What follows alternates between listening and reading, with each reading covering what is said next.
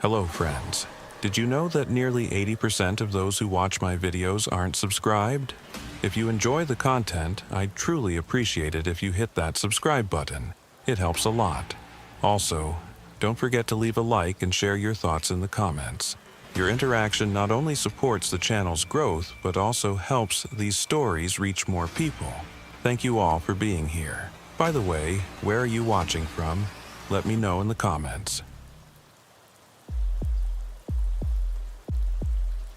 Sheriff Aubrey Theriot sat in his office at the Plaquemines Parish Sheriff's Department, staring at a map of the bayou corridors that snaked through his jurisdiction like veins through aging flesh. The map was old, the paper yellowed and cracked at the folds, but it showed details that newer digital maps didn't bother with anymore. Small ferries that still ran on cables and goodwill, backwater channels where the water turned black under the cypress canopy, houses that appeared on no tax rolls, inhabited by families whose names hadn't changed in 200 years. Theriot had been sheriff for 11 years, and before that he'd worn a deputy's badge for another 14. He knew this parish the way a surgeon knows scar tissue, understanding not just what was visible, but what lay beneath. The old wounds that never quite healed right. Plaquemines stretched like a crooked finger pointing into the Gulf of Mexico, a place where land and water conducted endless negotiations, where hurricanes rewrote geography every few years, and where certain understandings between people mattered more than any law written in Baton Rouge. The call came through at 2:17 in the afternoon. Dispatcher Celestine Dupre's voice crackled over the radio with that particular flatness she used when something wasn't sitting right. Sheriff, got a report from the Bellechasse ferry operator. Says there's been activity at the old Pointe à la Hache crossing. Vehicles coming and going at odd hours. Thought you'd want to know. Theriot picked up the radio. What kind of vehicles, Celestine? Didn't say specifically. But Marcel Guidry made the call himself, and Marcel doesn't call about nothing. That was true enough. Marcel had been running that ferry for 30 years, inherited the job from his father, who'd inherited it from his father before him. The Guidry family knew every vehicle that crossed their cables, every face that rode across that brown water. If Marcel was calling, it meant something had broken the pattern. Tell him I'll drive out there tomorrow morning, early. Will do, Sheriff. Theriot set the radio down and returned his attention to the map. The Pointe à la Hache crossing was one of the older ferry routes, servicing a road that most people didn't even know existed anymore. It connected two pieces of parish land separated by a wide bayou channel, linking a handful of houses on one side to the main highway on the other. Most of the families who lived out there had been there since before roads were paved, before electricity reached the deeper bayou communities. They were fishermen, trappers, people who made their living from the marsh and didn't ask much from the government except to be left alone. Deputy Jules Arsenault knocked on the doorframe. He was young, maybe 30, with the kind of lean build that came from growing up on the water. His family ran shrimp boats out of Empire, and he joined the department 5 years back after a bad hurricane season convinced him that steady pay might be worth trading the independence of the shrimping life. Heard Celestine on the radio, Arsenault said. You want me to ride out to Pointe à la Hache with you? Tomorrow morning, 4:30, before the ferry starts running. Arsenault nodded. He understood, as anyone who'd grown up in the parish understood, that timing mattered. There were things you saw at certain hours that you wouldn't see at others. The bayou kept different schedules than the rest of the world. That evening, Theriot drove home along Highway 23, the road that formed the parish's spine, running parallel to the river levee. The sun was setting over the marsh to the west, turning the sky the color of blood oranges. He passed fish camps and fuel stops, small churches with cemeteries where the graves were built above ground because the water table was too high for proper burial. He passed the turnoff to the old Pointe à la Hache ferry and noted, as he always did, the absence of streetlights on that particular road. His house sat on a piece of high ground, relatively speaking, in a neighborhood that had been rebuilt after Katrina. His wife had died 6 years ago, cancer, and his daughter had moved to Houston for college and never come back except for holidays. The house felt larger than it should, rooms that echoed with absence. He ate dinner standing at the kitchen counter, catfish he'd fried himself, and went to bed early. The alarm went off at 3:45 a.m. He dressed in the dark, strapped on his service weapon, and drove through empty streets to the department. Arsenault was already there, leaning against his patrol unit with a thermos of coffee. They didn't speak much on the drive south, both men watching the darkness give way to the gray pre-dawn light that made the marsh look like something half-remembered from a dream. They reached the turnoff to the ferry at 5:20 a.m. Theriot killed his headlights and rolled slowly down the gravel road. The ferry dock appeared through the mist that rose from the bayou, a simple, concrete platform with a small shack where Marcel Guidry collected the crossing fee. The ferry itself was tied up on the far side, a flat barge just big enough for 2 vehicles, pulled across the channel by a cable system that had been there longer than Theriot had been alive. They parked in a stand of willows about 50 yards from the dock and waited. The morning sounds of the marsh built around them. Birds calling from the cypress, something splashing in the shallows, the diesel rumble of a shrimp boat working its way up the bayou toward the Gulf. At 6:15, they heard an engine. A pickup truck appeared from the direction of the houses on the far side, pulling onto the ferry. Marcel Guidry emerged from his shack, a thick man in his 60s wearing rubber boots and a saint's cap. He operated the controls and the ferry began its slow crossing, the cable creaking under the strain. The truck was a Ford F-250, maybe 10 years old, heavily used. 2 men sat in the cab. Theriot couldn't make out their faces from this distance, but he noted the license plate, committed it to memory. The ferry reached the near side, and the truck rolled off, turning north toward the highway without stopping. "You get that plate?" Theriot asked. "Got it," Arsenault said, already writing in his notebook. They waited another hour. 3 more vehicles crossed, all heading in the same direction, all in the same pattern. Trucks, mostly, loaded with something heavy judging by how they sat on their suspension. None of the drivers stopped to talk to Marcel. None of them lingered. At 7:30, Theriot started his engine and drove down to the dock. Marcel was back in his shack, sitting on a folding chair with a newspaper spread across his lap. He looked up as Theriot approached, and something passed across his face that might have been relief or might have been resignation. "Sheriff, Marcel, you called about activity out here." "Yeah." Marcel set the newspaper aside. "Been going on about 2 months now. Started small, maybe 1 truck a week. Now it's daily, sometimes twice, 3 times a day. You know any of the drivers?" Marcel shook his head slowly. "That's the thing. Usually I know everybody who crosses. But these guys, they're not from around here. They pay cash, don't say nothing, and they're always in a hurry. Where do they come from?" Marcel gestured toward the far side of the bayou. "There's an old fish camp back in there about 3 miles down the Shell Road. Belongs to the Trosclair family, but they haven't used it in years. I asked around, and nobody knows who's using it now." Theriot felt something tighten in his chest. "You asked the Trosclairs?" "Old man Trosclair died 2 years ago. His kids all moved away. The property's just sitting there." "And you're sure the trucks are coming from that direction?" "Positive. I can hear them coming down that Shell Road from a mile away. No other reason to be back there, unless you're going to that camp." Theriot looked across the bayou. The far side was thick with vegetation, the shell road disappearing into green darkness. He'd been down that road before, years ago, checking on hurricane damage. It was the kind of place where cell phones didn't work and GPS gave up trying to find you. How many different trucks you seen?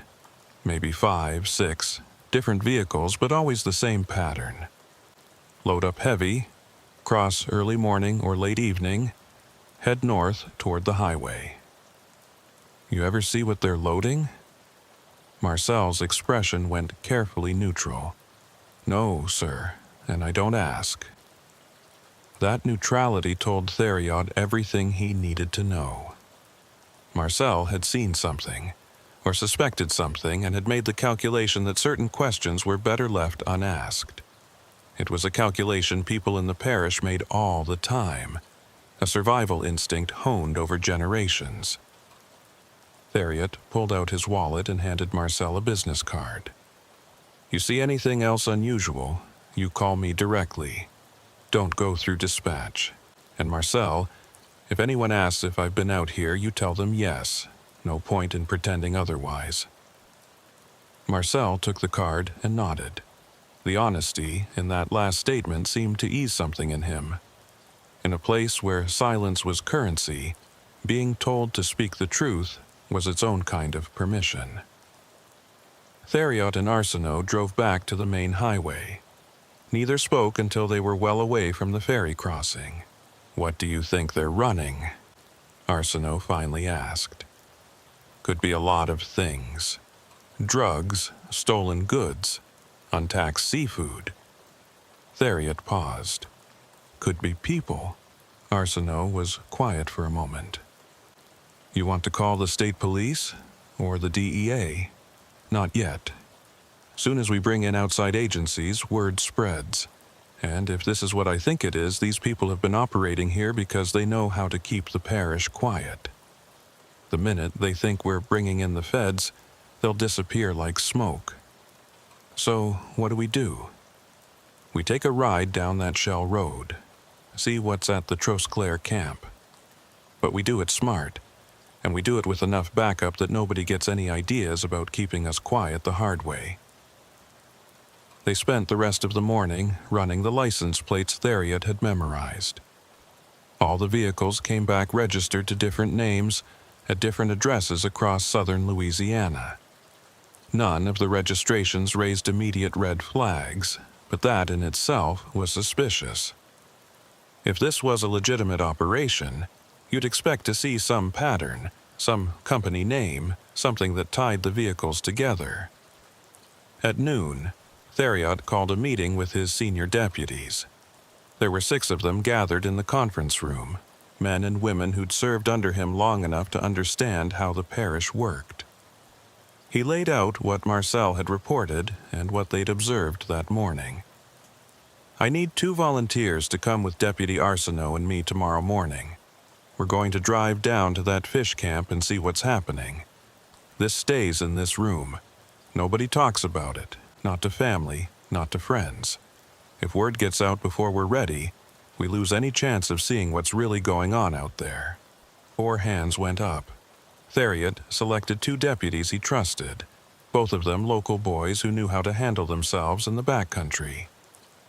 The meeting broke up, and Theriot returned to his office. He pulled out the old map again and studied the area around the Trosclair camp. The shell road dead-ended at the camp, which sat on a narrow piece of land between the bayou and a brackish lake. It was accessible only by that one road or by boat. In hurricane season, the whole area flooded. Even in good weather, it was isolated, the kind of place where you could operate without anyone noticing as long as you kept the right people quiet. His phone rang. It was Celestine. "Sheriff, got Marcel Guidry on the line again. Says it's urgent." Theriot felt his pulse quicken. "Put him through." The line clicked. "Sheriff?" Marcel's voice was tight. "You need to know something. About an hour after you left, a guy came by, not one of the regular drivers. He wanted to know who'd been asking about the ferry traffic." "What did you tell him?" "Told him you'd been here. asking routine questions. Figured there was no point lying. Good. What did he look like? White guy, maybe 45, 50, thin. Had a New Orleans accent. Drove a black Silverado. He didn't threaten me or nothing, but the way he asked, it was clear he wanted to know. He say anything else? Just that he appreciated my honesty. Then he left, headed back toward the camp. Theriot thanked him and hung up. So they knew the sheriff was asking questions. That changed the timeline. If they were smart, they'd shut down the operation immediately, clean out whatever was at that camp, and disappear. If they were desperate or stupid, they might try to keep running long enough to move whatever inventory they had. And if they were dangerous, they might decide that one sheriff asking questions was a problem that needed solving. Theriot stood and walked to the window. Outside, the afternoon heat was building, the kind of wet heat that made the air feel like you could drink it. He'd lived his whole life in this parish, had seen it through storms and floods, through economic collapse and slow recovery. He'd watched families leave and new people arrive. He'd buried friends and married others. This place was in his blood. But there were parts of the parish that had always operated by different rules. Places where the old ways persisted, where family ties mattered more than legal authority, where certain activities were tolerated as long as they didn't draw too much attention. He'd learned early in his career that there were things a sheriff could change and things he couldn't, and knowing the difference was what kept you effective. This felt like it was crossing a line, though. Whatever was happening at that fish camp, it was big enough to require regular ferry traffic, organized enough to involve multiple vehicles and drivers, and profitable enough that someone was already checking to see who was asking questions. He picked up his phone and called Arsenault. Change of plans. We go tonight, midnight, just you and me. There was a pause on the other end. You sure, Sheriff? They know I'm asking questions. If we wait until tomorrow, that camp will be empty. We go tonight, we might catch them with their guard down. What about backup? We'll have our radios. If things go wrong, we call for help. But I want to see what we're dealing with before we bring in more people. Another pause. All right. I'll meet you at the department at 11:30.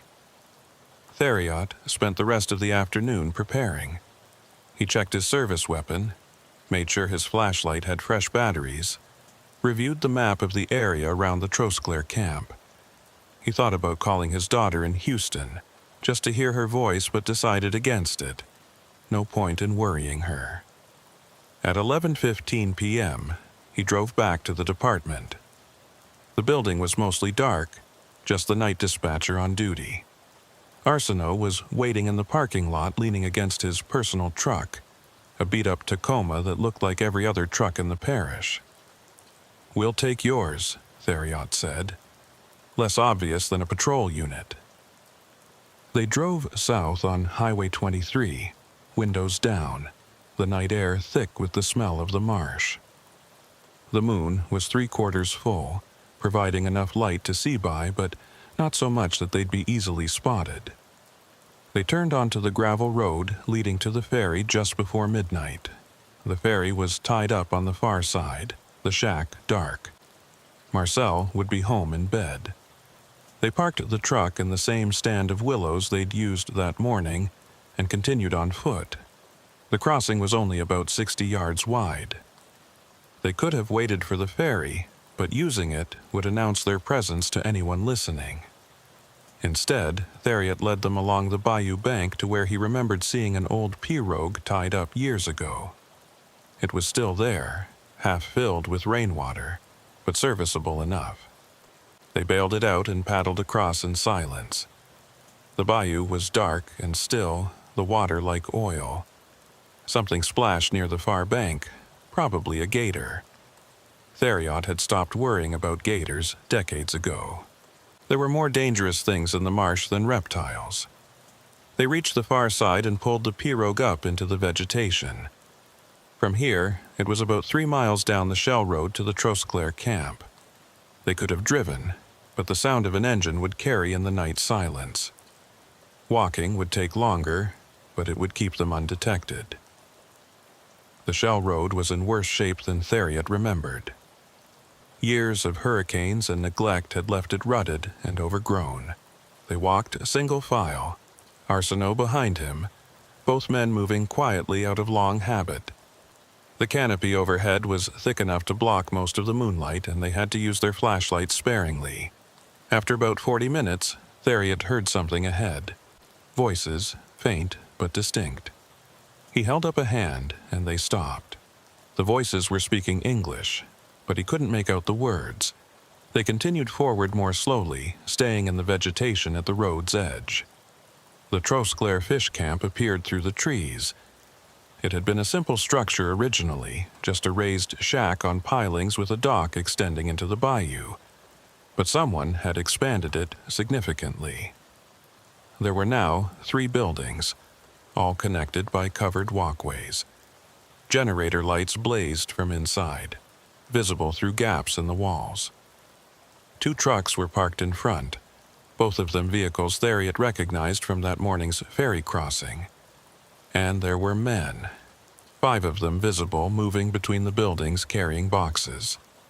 They moved with purpose, not rushed, but not wasting time either. Theriot and Arsenault crouched in the undergrowth about 70 yards from the camp. From this distance, they couldn't see what was in the boxes, but they could see the operation was active and organized. "What do you think?" Arsenault whispered. Before Theriot could answer, one of the men emerged from the main building carrying something different. Not a box, a duffel bag.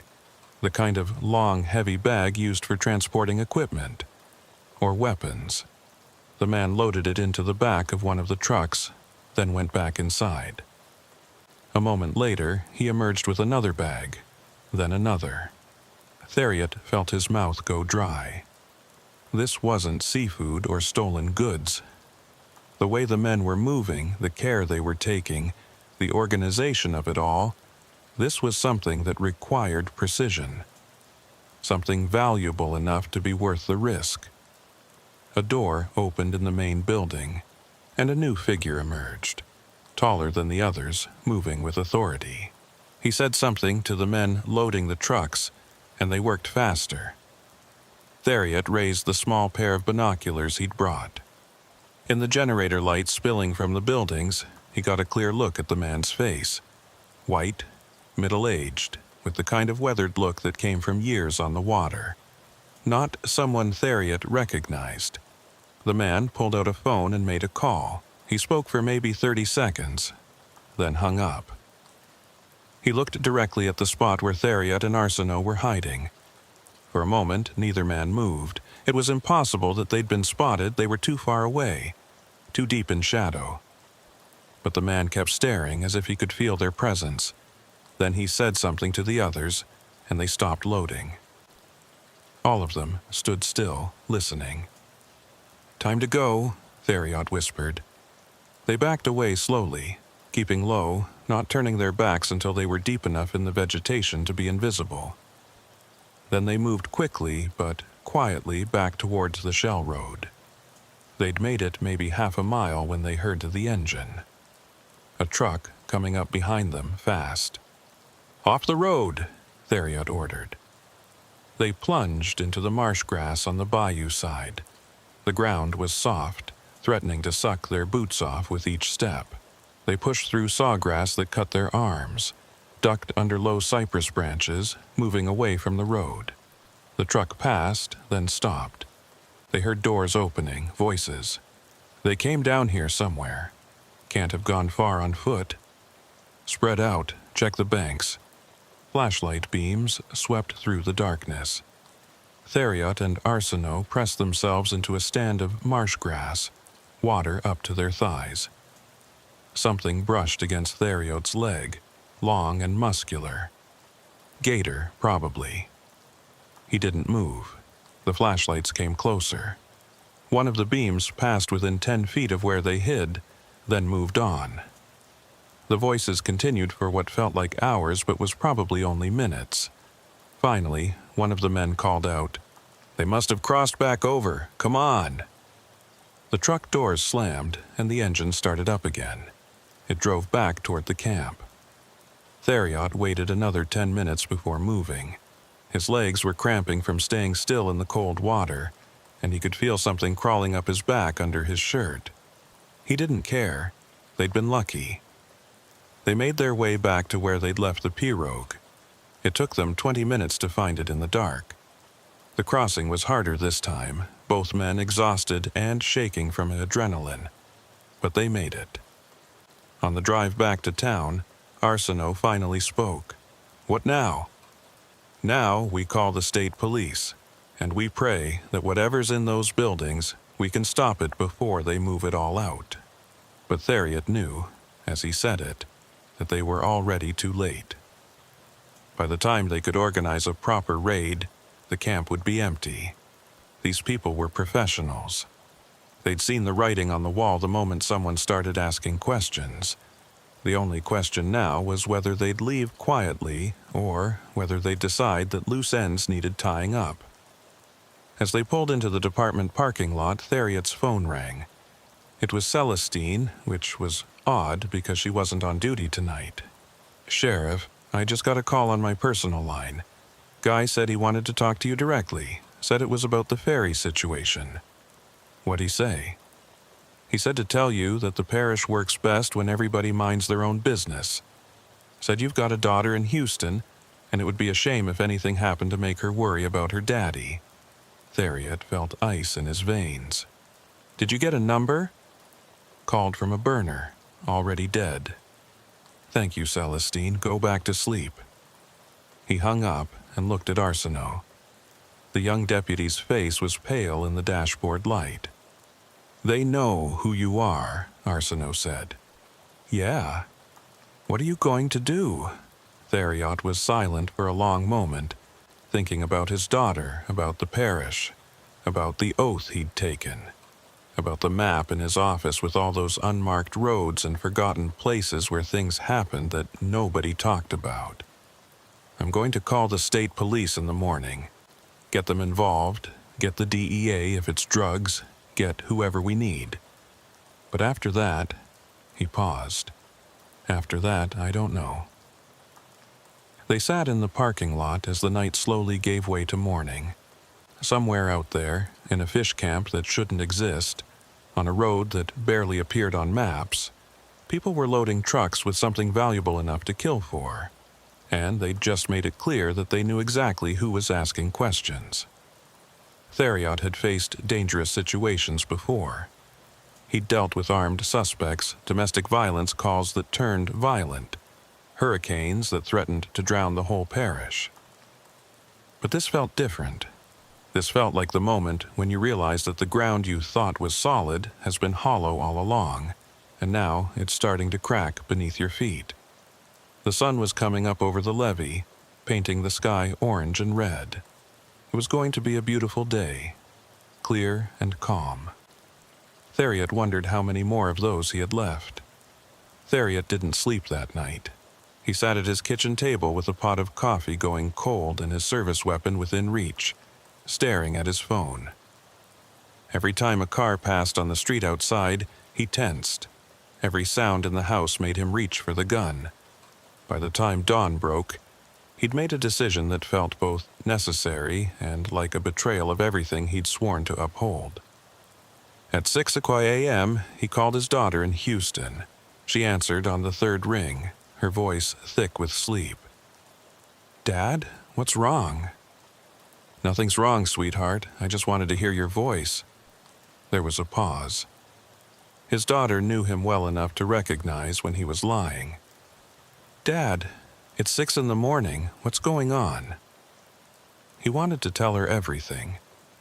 Wanted to warn her that someone had threatened her, that she should be careful, that maybe she shouldn't come home for a while. But saying those things out loud would make them real in a way he wasn't ready to face. "I'm working on something. It might get complicated. I need you to promise me you'll be careful for the next few weeks. Lock your doors, pay attention to your surroundings.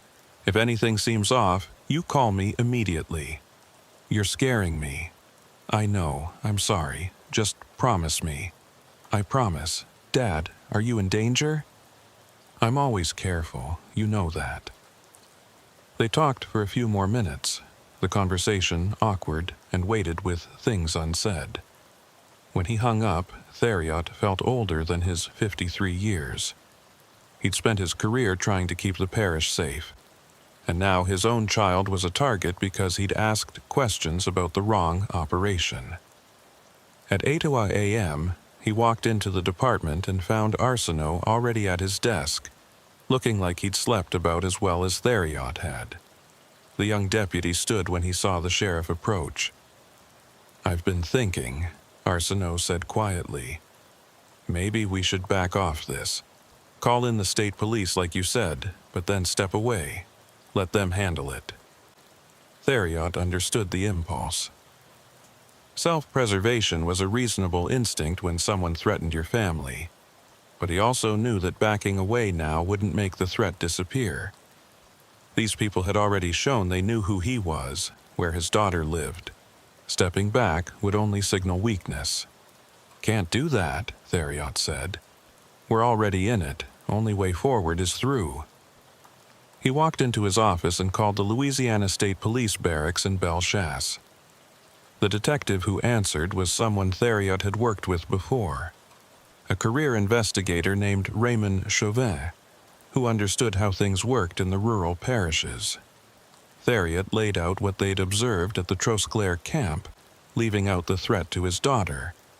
He described the ferry traffic, the organized loading operation, the professional behavior of the men they'd seen.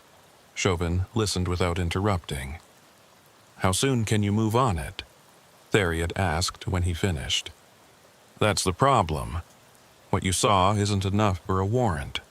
No probable cause. We need evidence of actual criminal activity, not just suspicious behavior." "They threatened my family, Raymond." There was a long silence on the other end. "They say that directly?" "Close enough. Called my dispatcher at home, mentioned my daughter by name." "Christ, Aubrey." Another pause. "Look, I can't get you a warrant based on a threat made through a third party on a burner phone. But I can start the paperwork for surveillance. Put some resources in place so that when you do get something concrete, we can move fast." "How long will that take?" "Best case, 3-4 days. These things have to go through channels." 3 or 4 days. In that time, the camp would be emptied, the operation moved elsewhere, the evidence scattered to a dozen different parishes. Theriot knew how this worked. The state police were good at what they did, but they were also bound by procedures and jurisdictional protocols that criminals could navigate around. "Do what you can," Theriot said. "I'll keep you updated." He hung up and stared at the map on his wall. The red pin he'd placed at the Trosclair camp location seemed to pulse in his vision. Somewhere out there, people were making calculations about whether a parish sheriff was worth the trouble of silencing permanently, or whether a threat would be enough to keep him quiet. Celestine knocked on his doorframe. "Sheriff, got a visitor for you. Says it's important." "Who is it?" "Etienne Trosclair. Says he heard you've been asking about his family's fish camp." Theriot felt his pulse quicken. The Trosclair family owned the property where the operation was running. If Etienne was here, it meant word had traveled fast through the parish network. "Send him in." Etienne Trosclair was in his late 40s, a commercial fisherman with the weathered face and strong hands that came from decades of hard work on the water. Theriot had known the family peripherally for years, the way everyone in the parish knew each other's names and faces without necessarily being close. Etienne sat across from Theriot's desk, his body language defensive. "I heard you were out by our old camp." "That's right. You know what's happening out there?" "No. And I don't want to know." Etienne leaned forward. "That property belonged to my father. When he died, it went to me and my brothers. We haven't used it in years.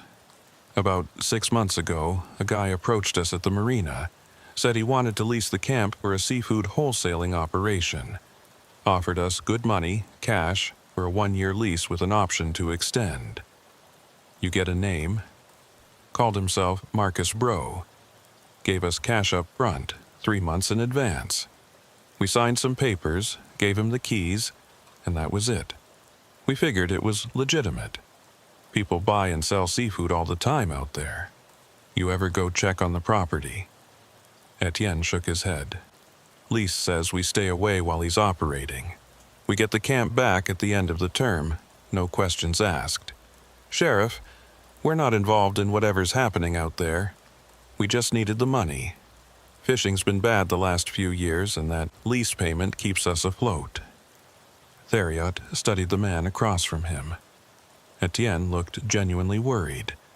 The kind of worry that came from realizing you'd made a mistake without fully understanding what that mistake was. I need copies of those lease papers. And I need you to tell me everything you remember about this Marcus Bro. I can get you the papers. As for Bro, he was maybe 50 years old. Talked like he was from New Orleans. Drove a black Silverado. Knew the area well enough to find us at the marina without asking for directions. The black Silverado. The same vehicle Marcel had mentioned seeing after Theriot's first visit to the ferry. He ever contact you after that initial meeting? Once a month, he comes by with an envelope of cash for the next month's lease. We've learned not to ask questions. The money's good, and as long as we stay away from the camp, he's been professional about the whole thing. When's he supposed to come by next? 3 days from now. Always comes on the first Thursday of the month, right around sunset. Theriot felt a plan forming. I need you to act normal when he comes. Take the money, don't mention me or my department. Can you do that? Etienne looked uncomfortable. Sheriff, I don't want trouble. We're just trying to make a living. I understand that. But whatever's happening at your family's camp, it's bigger than a seafood operation. People have made threats against my family. That means whatever they're protecting is serious enough to kill for. I need your help to stop it before someone gets hurt. The fisherman was quiet for a long moment, his hands clasped in his lap. Finally, he nodded. All right, but after this, we're done. We'll tell Bro the lease is over, and we'll stay clear of whatever comes next. Fair enough. I'll have Deputy Arsenault meet with you later to get those papers. And Etienne, if Bro or anyone else asks if you've talked to law enforcement, you tell them the truth. Tell them I came to you asking questions. There's no point in lying, and it might keep you safer if they know you're cooperating. After Etienne left, Theriot called Arsenault into his office. We've got 3 days before Marcus Bro makes his monthly payment to the Trosclairs. I want to know everything about him by then. Start with the black Silverado. Run every registration in the parish for that make and model. Check with informants, see if anyone knows a Marcus Bro working in distribution or smuggling, and do it quietly. You think Bro's his real name? No, but it's what he's using in the parish, which means other people might know him by it. Over the next 2 days, a picture began to emerge. A black Chevrolet Silverado registered to a Marcus Bro at an address in Terrebonne Parish. The address turned out to be a mail forwarding service, a dead end. But Arsenault's contacts in the fishing community had heard the name. Marcus Bro was known as a middleman, someone who connected buyers with sellers for various goods that didn't always move through legal channels. Untaxed seafood, yes, but also other things. There were rumors of drug connections, whispers about human trafficking, stories that people told in bars late at night when the beer had been flowing. None of it was concrete. All of it felt true.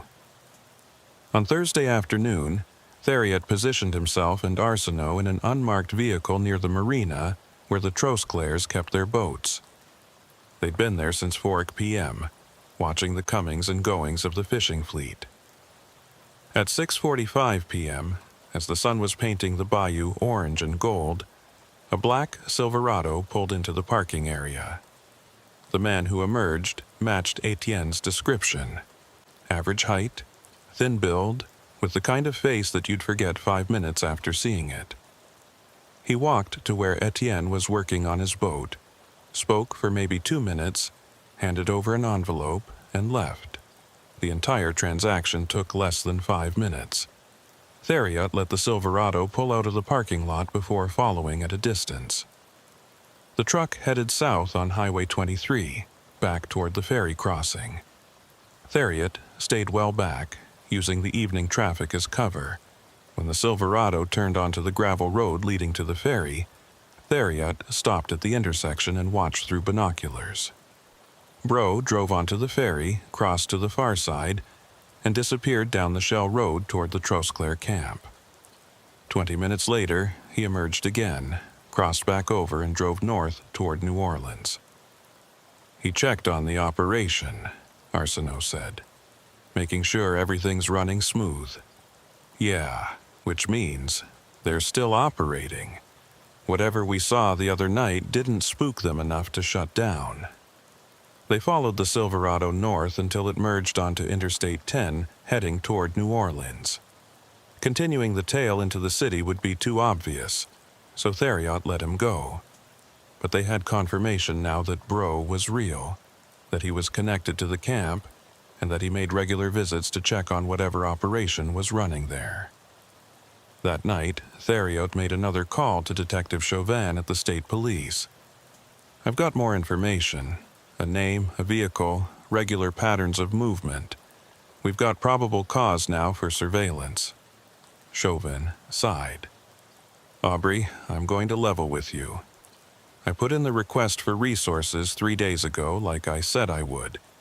It got kicked back. The brass wants to know why we're looking at a fish camp in Plaquemines Parish when we've got major drug operations in Baton Rouge and New Orleans that need attention. So we're on our own. Not entirely. I can give you some equipment, cameras, and recording devices. And if you find something concrete, something that justifies a raid, I can get you backup within a few hours. But until then, you're working with what you've got. It was better than nothing, but not by much. Theriot thanked him and hung up. The message was clear. The state police weren't going to commit resources to a case built on observation and suspicion. They needed evidence, and getting that evidence meant taking risks that a smart sheriff would probably avoid. But Theriot had stopped feeling smart around the time someone threatened his daughter. The next morning, he and Arsenault met with Detective Chauvin in a rest area halfway between Bellechasse and the parish seat. Chauvin handed over a duffel bag containing 2 trail cameras, a directional microphone, and several small recording devices. These aren't officially part of any investigation, Chauvin said. If you get caught with them, they're personal property you bought yourself. Understand? Theriot understood. The state police were giving him tools while maintaining plausible deniability. If this went wrong, he'd be on his own. That afternoon, they took a different approach to the Trosclair camp. Instead of coming down the Shell Road, they approached by water, using an unmarked aluminum boat borrowed from one of Arsenault's cousins. They traveled slowly up the bayou, staying close to the far bank where the overhanging vegetation provided cover. The camp appeared around a bend in the bayou. In daylight, it looked more substantial than it had at night. The 3 buildings were well maintained, with new metal roofing and fresh paint. A substantial dock extended into the water, capable of handling boats much larger than the average fishing vessel. 2 trucks were parked in the clearing, and they could see men moving between the buildings. They were still 300 yards away, too far for the men to notice them among the normal bayou boat traffic.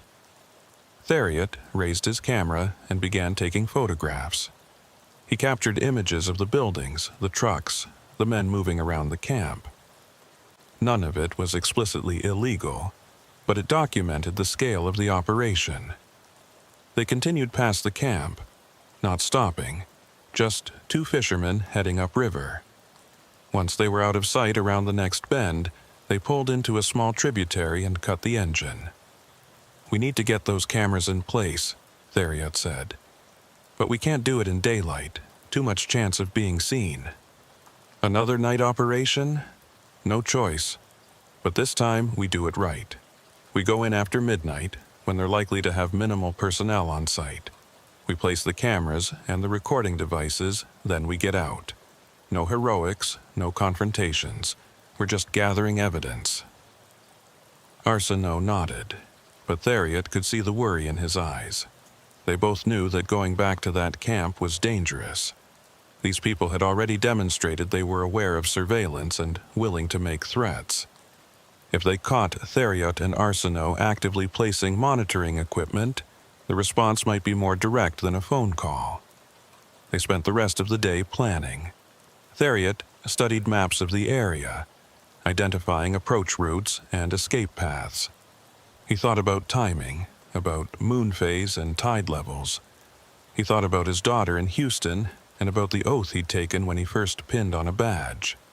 He thought about the parish he'd sworn to protect and about the line between duty and suicide.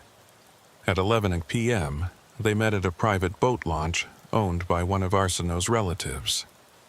The night was dark, clouds covering the moon. They loaded their gear into the aluminum boat and headed upriver, running without lights, navigating by memory and feel. The bayou at night was a different world.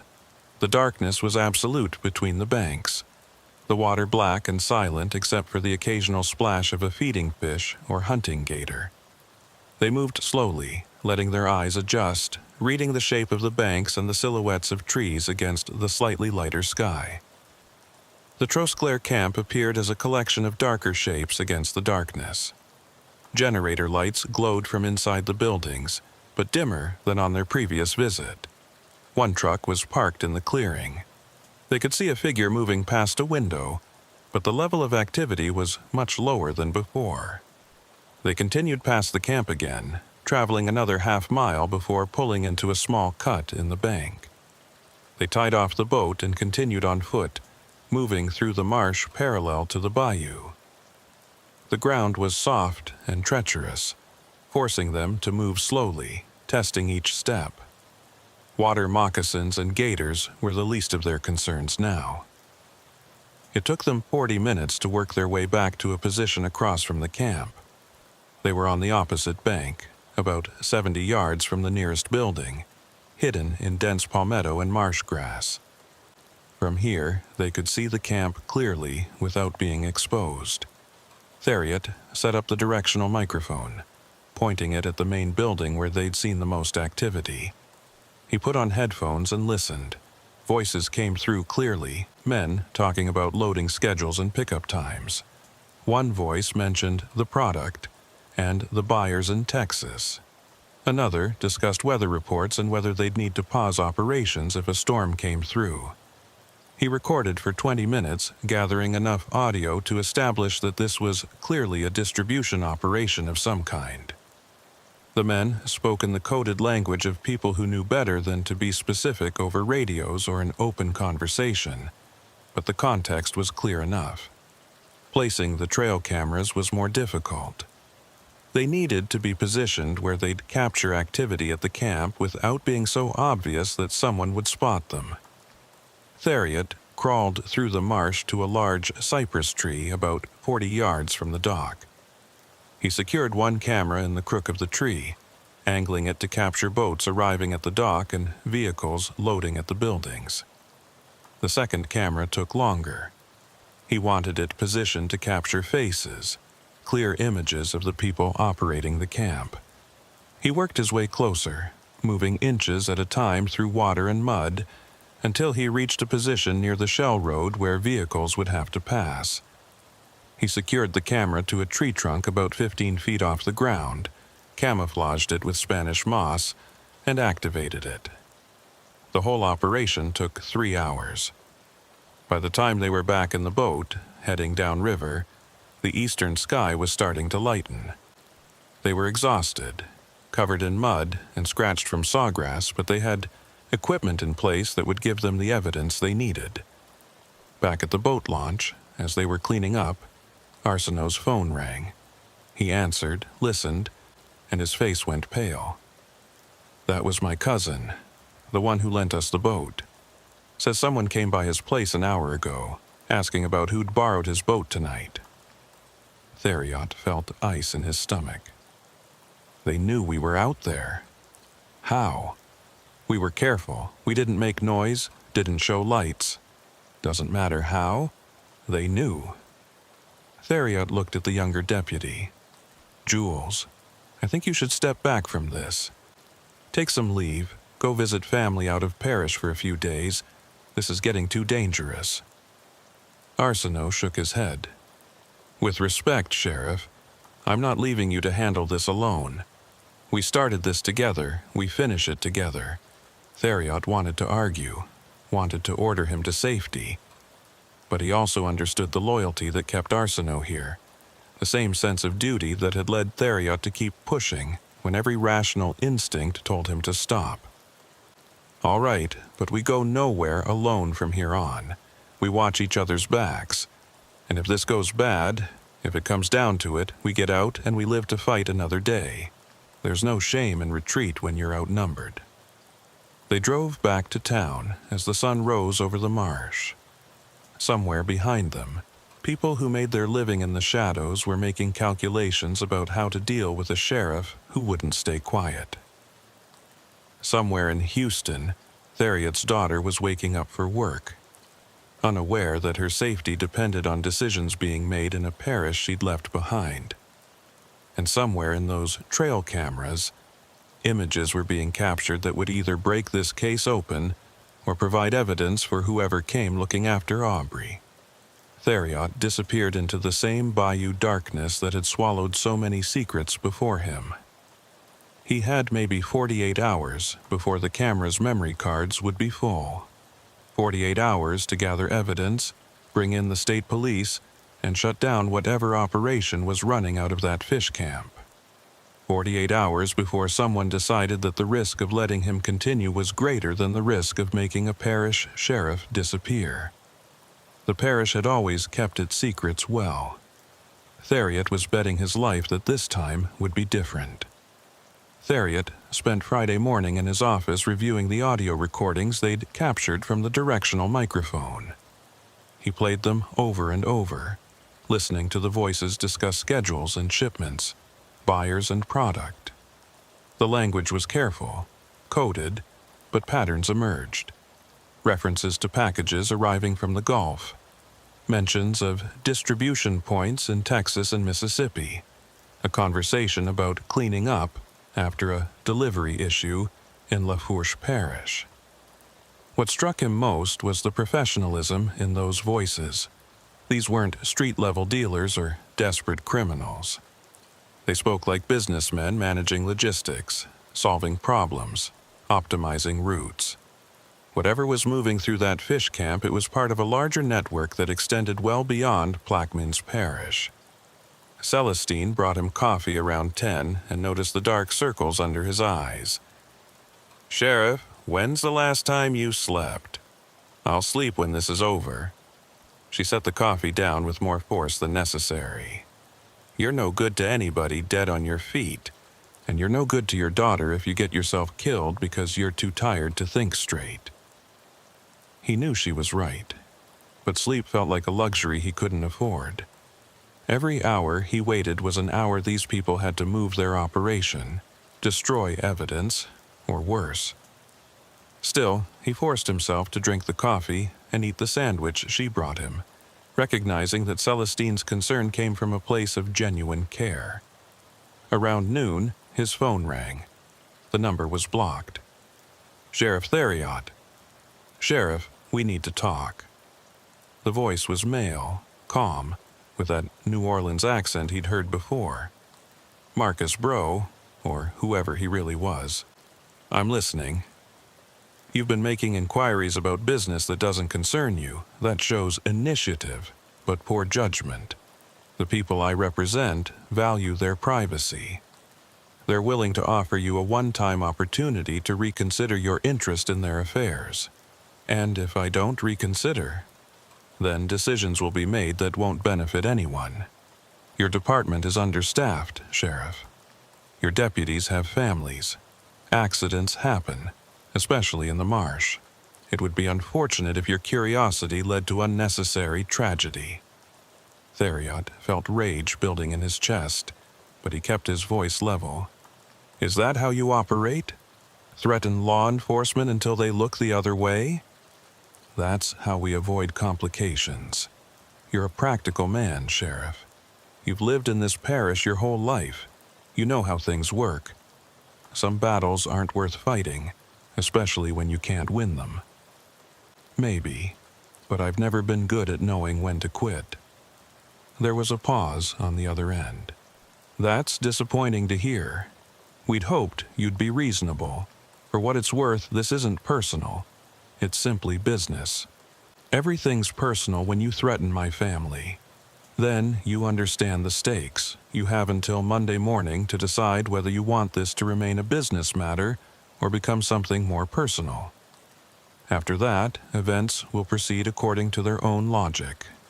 The line went dead. Theriot sat staring at his phone. Monday morning, 2.5 days. The deadline was clear, as was the threat. Either he backed off, or people would start getting hurt. He had no doubt they'd follow through. Operations this organized didn't make empty threats.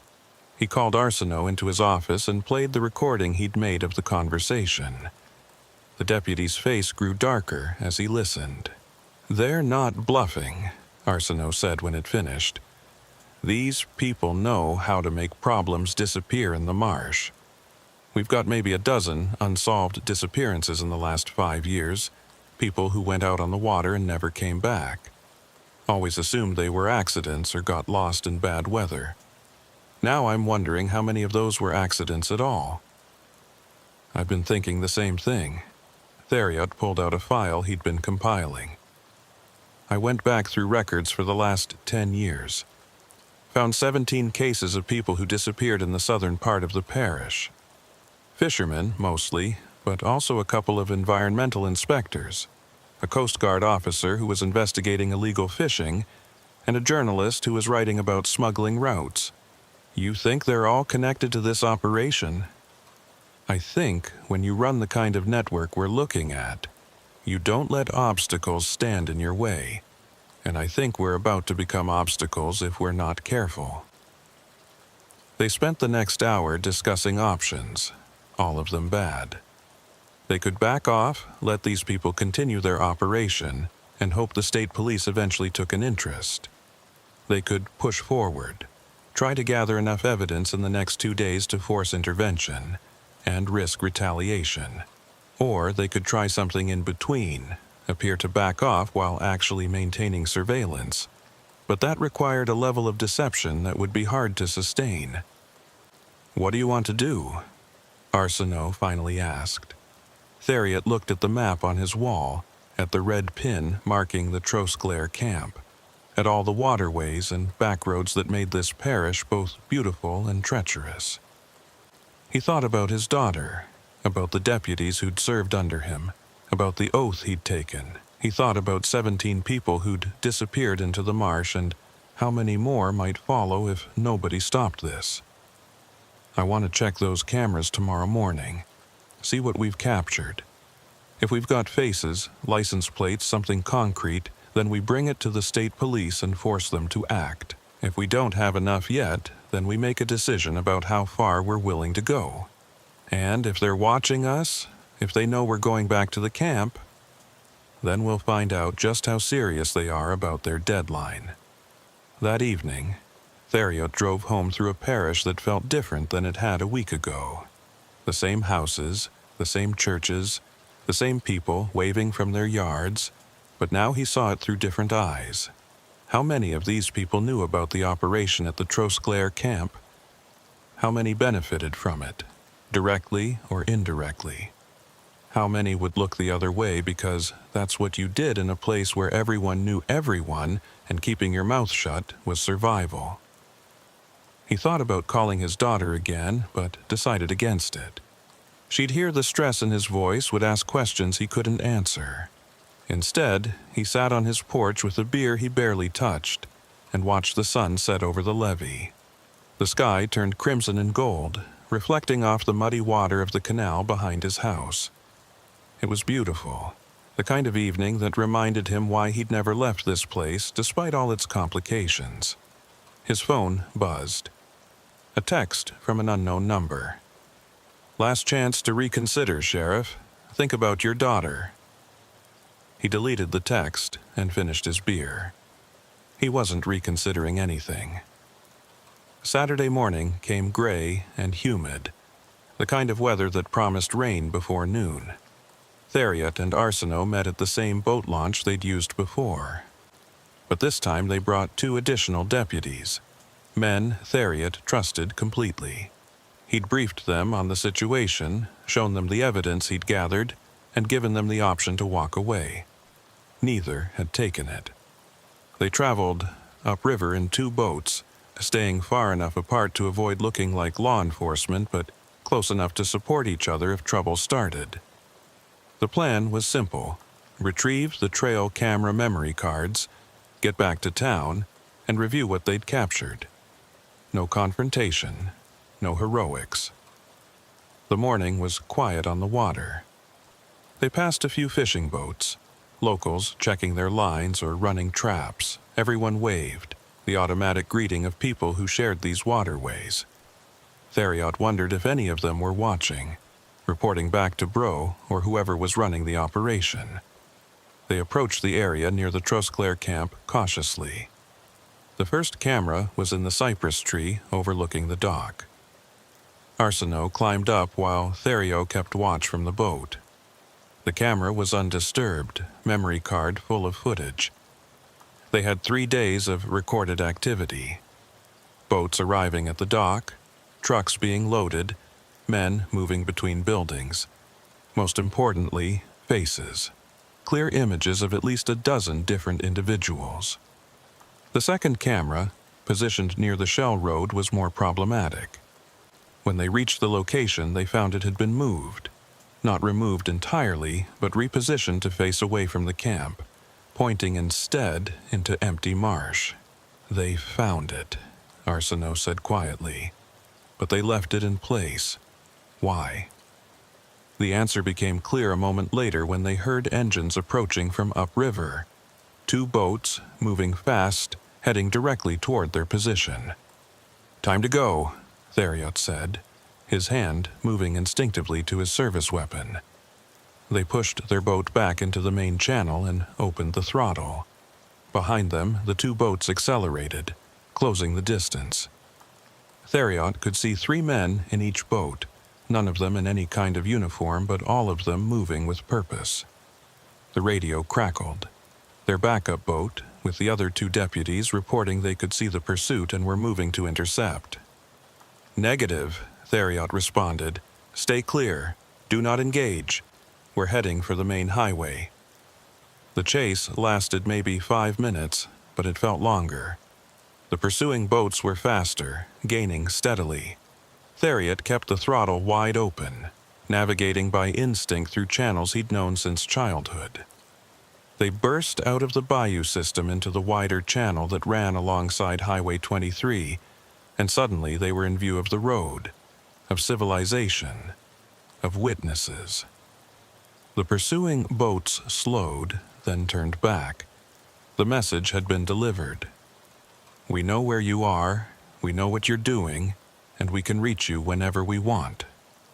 Theriot's hands were shaking as he tied up at the public boat launch near Pointe la Hache.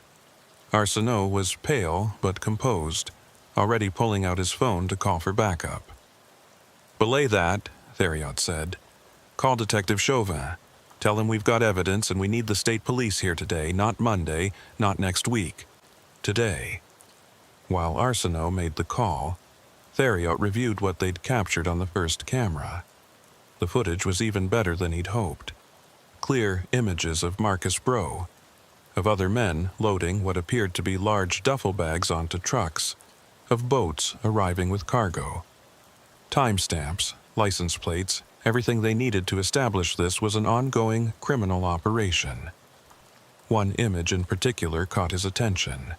A man emerging from the main building, middle-aged, wearing expensive casual clothes, talking on a cell phone. He carried himself with authority, and the way other men deferred to him suggested he was high in the organization. Theriot took a screenshot and texted it to Chauvin with a message.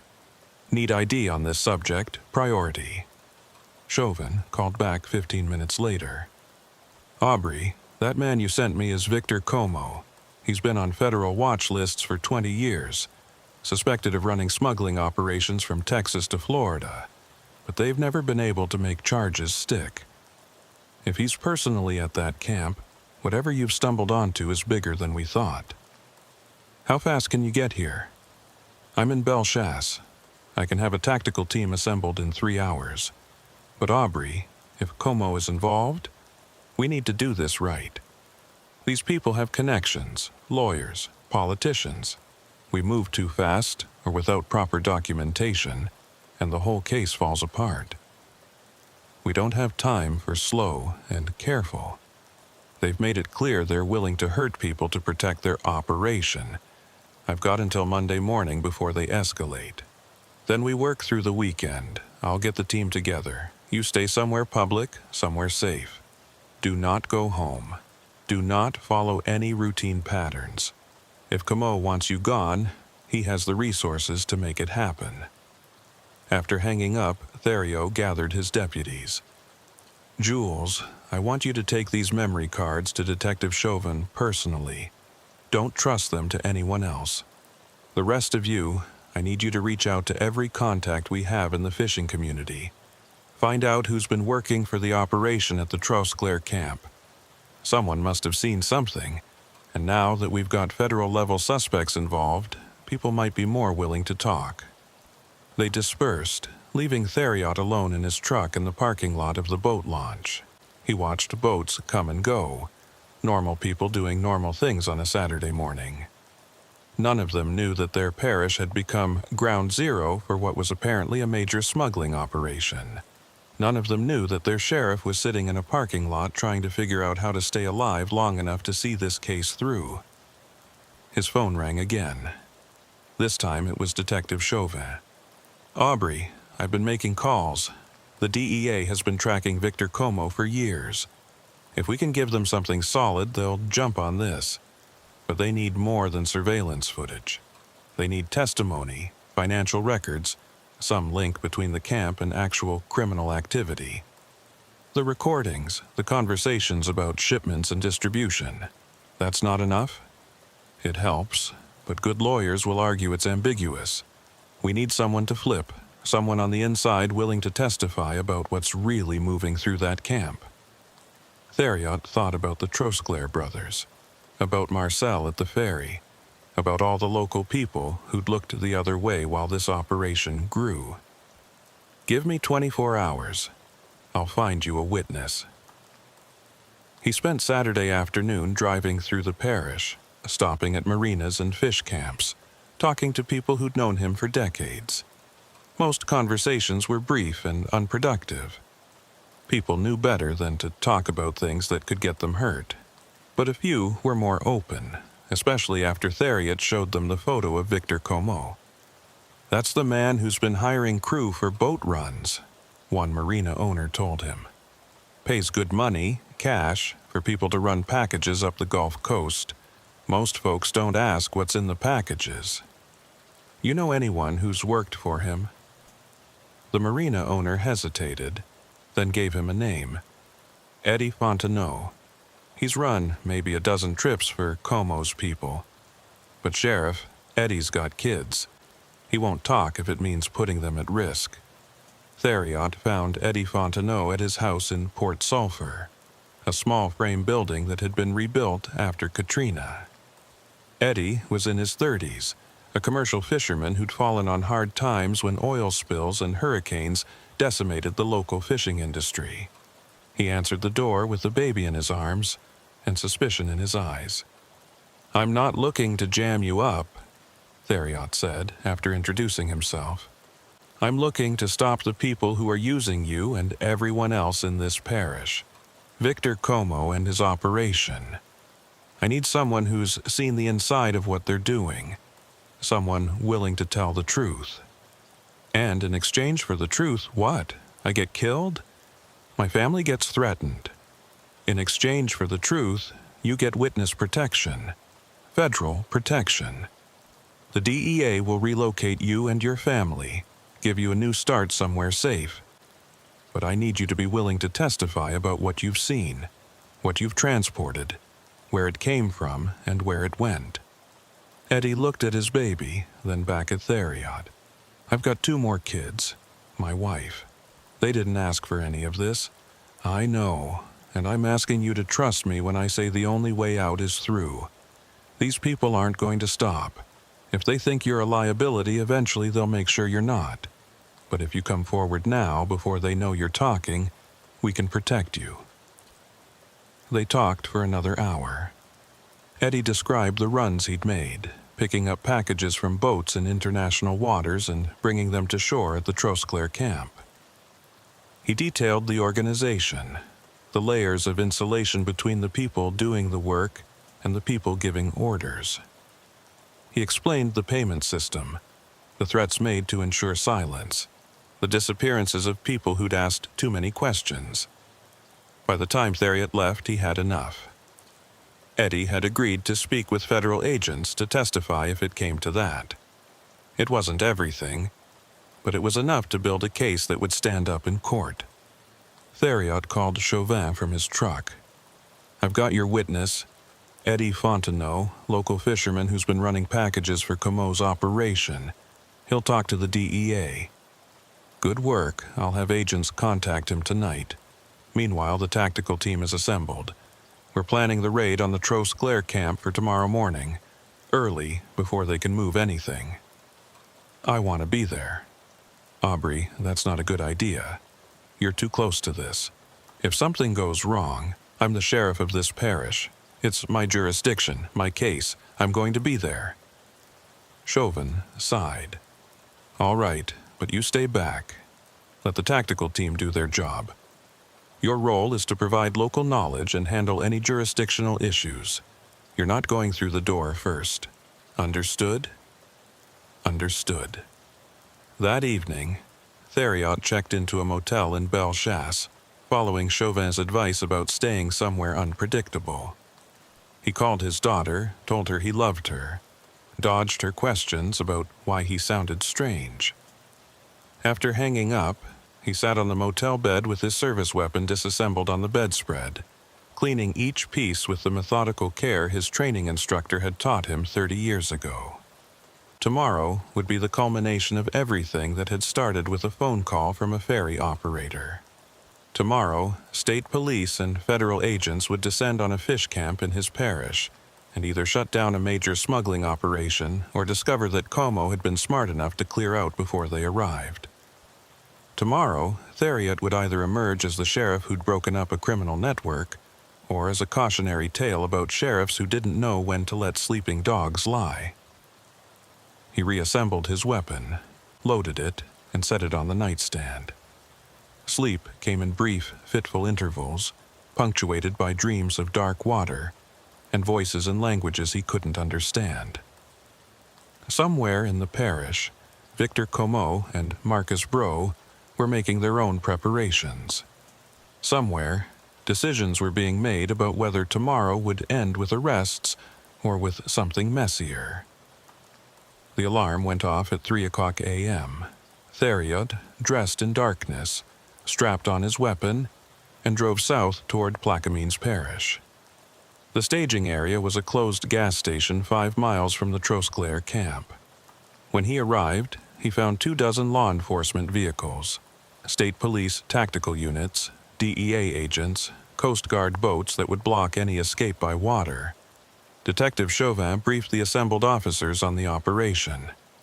Intelligence suggested 10 to 15 suspects at the camp, likely armed. The goal was to secure the site, arrest everyone present, and preserve evidence. Medical support was standing by. The DEA had already arranged for Eddie Fontenot and his family to be moved to a safe location. At 4:30 a.m., the convoy began moving south. No lights, no sirens. They stopped a mile from the camp, and the tactical teams proceeded on foot while others moved into position by water. Theriot watched from a command vehicle, listening to radio traffic, tracking the team's progress. At 5:15 a.m., the teams reported they were in position. Thermal imaging showed heat signatures in 2 of the 3 buildings at the camp. Everything was ready. The assault began at 5:20 a.m., coordinated between the land and water teams. Theriot heard the commands over the radio. "State Police, search warrant, show me your hands." Then the shooting started. The radio chatter exploded into chaos, multiple voices shouting over each other, the sharp crack of gunfire puncturing through the static, commands being issued and countermanded in the confusion of a raid going sideways. Theriot sat forward in the command vehicle, every muscle tense, listening to his worst fears playing out in real time through the speakers. "Shots fired! Shots fired! We have armed resistance from the main building. Team 2 is pinned down at the dock, requesting cover fire. Subject fleeing toward the water, black male, armed with more gunfire, this time sustained, the tactical rhythm of trained shooters laying down suppressing fire." Theriot's hand went to his own weapon, instinct overriding the promise he'd made to Chauvin to stay back, but he remained in the vehicle, forcing himself to let the professionals do their work, to trust the training and experience of the tactical teams. The firefight lasted maybe 3 minutes, though it felt like hours. Gradually, the radio traffic became more organized, more controlled. Officers reporting positions, confirming targets secured, calling for medical assistance. When Chauvin finally gave the all-clear signal, 8 suspects were in custody. 2 had been wounded in the exchange of gunfire, and 1 officer had taken a round to his body armor that knocked him down, but didn't penetrate. Theriot emerged from the command vehicle as the sun was rising over the bayou, painting the scene in shades of gold and red that felt obscene given what had just happened. He walked down the shell road toward the Trosclair camp, passing tactical officers maintaining perimeter security, EMTs treating the wounded suspects, evidence technicians already beginning their methodical documentation. The camp looked different in daylight after an assault. Bullet holes punctured the walls of the main building. Broken windows gaped like missing teeth. One of the trucks had been disabled by gunfire, its tires flat and steam hissing from a punctured radiator. The smell of gunpowder mixed with the organic decay smell of the marsh, creating an atmosphere that would haunt Theriot's memory for years to come. Detective Chauvin met him at the entrance to the main building, his face grim but satisfied. "We got them, Aubrey. 8 suspects, including 3 we've been looking for in connection with smuggling operations across the Gulf Coast. The buildings are full of evidence, enough to put these people away for decades. What about Como and Bro?" Chauvin's expression darkened. "Neither one was here. We've got people looking for them, but my guess is they cleared out sometime yesterday, probably after your boat chase. They knew we were getting close." Theriot felt a mixture of relief and frustration. They'd broken up the operation, taken down a significant piece of the network, but the architects had escaped. Como and Bro were still out there, free to rebuild elsewhere, to threaten other parishes, other law enforcement officers who got too curious. "Can I see inside?" Chauvin nodded and led him through the door. The interior of the main building had been converted into a sophisticated distribution center. Shelving units lined the walls, holding duffel bags and sealed containers. A table in the center of the room held scales, packaging materials, and a laptop that evidence technicians were carefully photographing before removal. On one wall, a large map showed the Gulf Coast from Texas to Florida, with various locations marked in red. "What were they moving?" Theriot asked. "Multiple products. We found cocaine, methamphetamine, prescription opioids, and firearms. This wasn't just a drug operation.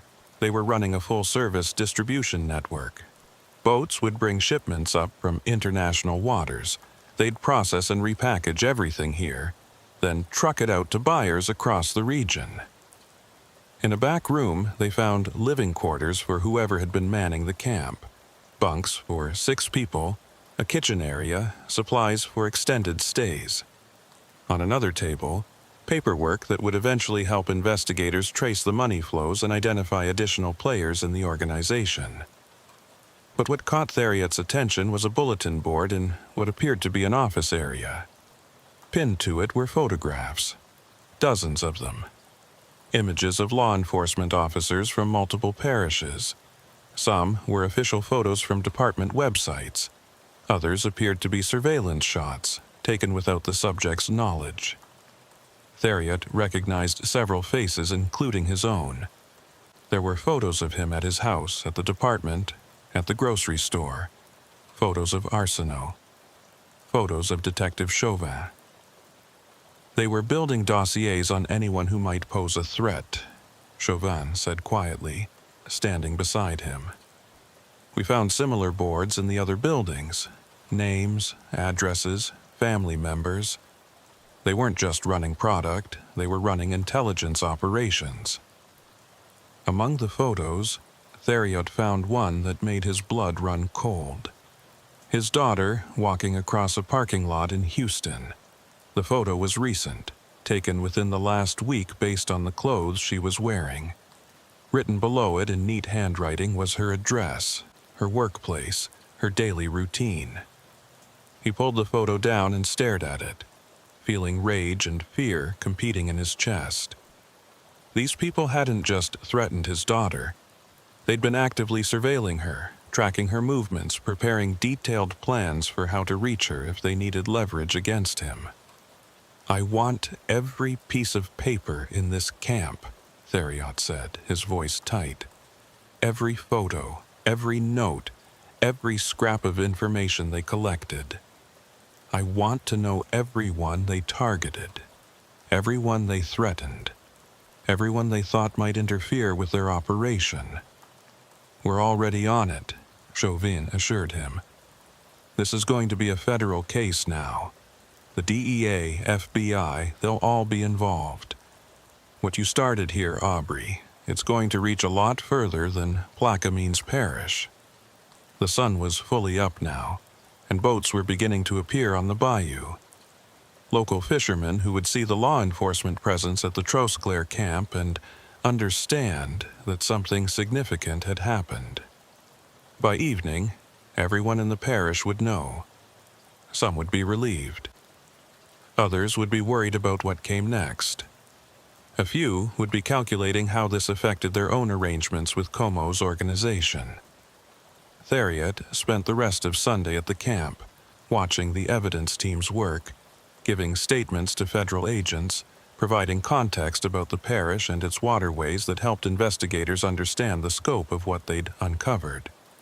The operation had been more sophisticated than anyone had initially realized. Multiple boats, shifting schedules to avoid Coast Guard patrols, carefully cultivated relationships with local people who looked the other way for cash payments or subtle threats. By late afternoon, the medical examiner had pronounced the wounded suspects stable enough for transport.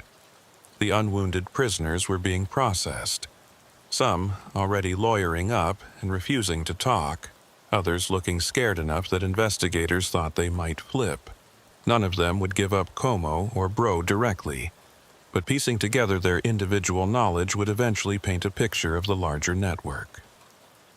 As evening approached, Theriot finally left the camp and drove back toward town. He was exhausted, running on coffee and adrenaline, his body aching from stress and lack of sleep. But there was one more thing he needed to do before he could rest. He stopped at Marcel Guidry's house near the ferry landing. Marcel answered the door with a wary expression that shifted to something like relief when he saw who it was. "Sheriff, I heard what happened at the camp. I wanted to thank you, Marcel. If you hadn't made that first call, none of this would have happened. A lot of poison would still be flowing through this parish." Marcel stepped out onto his porch, closing the door behind him. I've been running that ferry for 30 years. I've seen a lot of things, Sheriff, things I didn't talk about because that's not how we do things here. But this time, it felt different. The way those men moved, the way they looked at people, it wasn't just business. It was something meaner. I got grandchildren, Sheriff. I didn't want them growing up in a parish where that kind of mean could operate without anyone saying nothing. They talked for a while longer, standing on the porch as the sun set over the bayou. Marcel told him about other things he'd seen over the years, small infractions and larger crimes that had passed through his ferry crossing without comment. Most of it was beyond the statute of limitations now, old history that couldn't be prosecuted. But it painted a picture of a parish that had long operated on unwritten rules about what could be ignored and what couldn't. Things might change now, Theriot said. Federal agencies are going to be looking harder at everything that moves through here. Some people aren't going to like that. Maybe. But maybe it's time for some changes. The old ways kept us together, kept us safe from outsiders. But somewhere along the line, we started protecting the wrong people. Marcel looked out at his ferry, tied up for the night. That operation at the Trosclair camp, that wasn't our people. That was outsiders using our silence against us. I'm glad you stopped it. Theriot drove home as darkness settled over the parish. His house was exactly as he'd left it 2 days ago, but it felt different somehow. Smaller, more vulnerable. He checked every room, every window, every door. The photos from the camp still fresh in his mind. He thought about his daughter in Houston, about calling her to explain what had happened, but decided to wait until morning. Let her have one more night of normal sleep before her father's work intruded into her life again. He made coffee despite the late hour, knowing sleep wouldn't come anyway, and sat at his kitchen table with his case files spread out before him. The Trosclair camp operation was shut down, but the larger network remained. Comeau and Bro were still out there. The buyers who'd been receiving shipments were still operating. The boats that brought the product up from international waters were still running their routes. This wasn't over. It might never be over. But at least tonight, one piece of the poison had been cut out. His phone rang around midnight. Detective Chauvin's voice was tired but urgent. "Aubrey, we've got a development.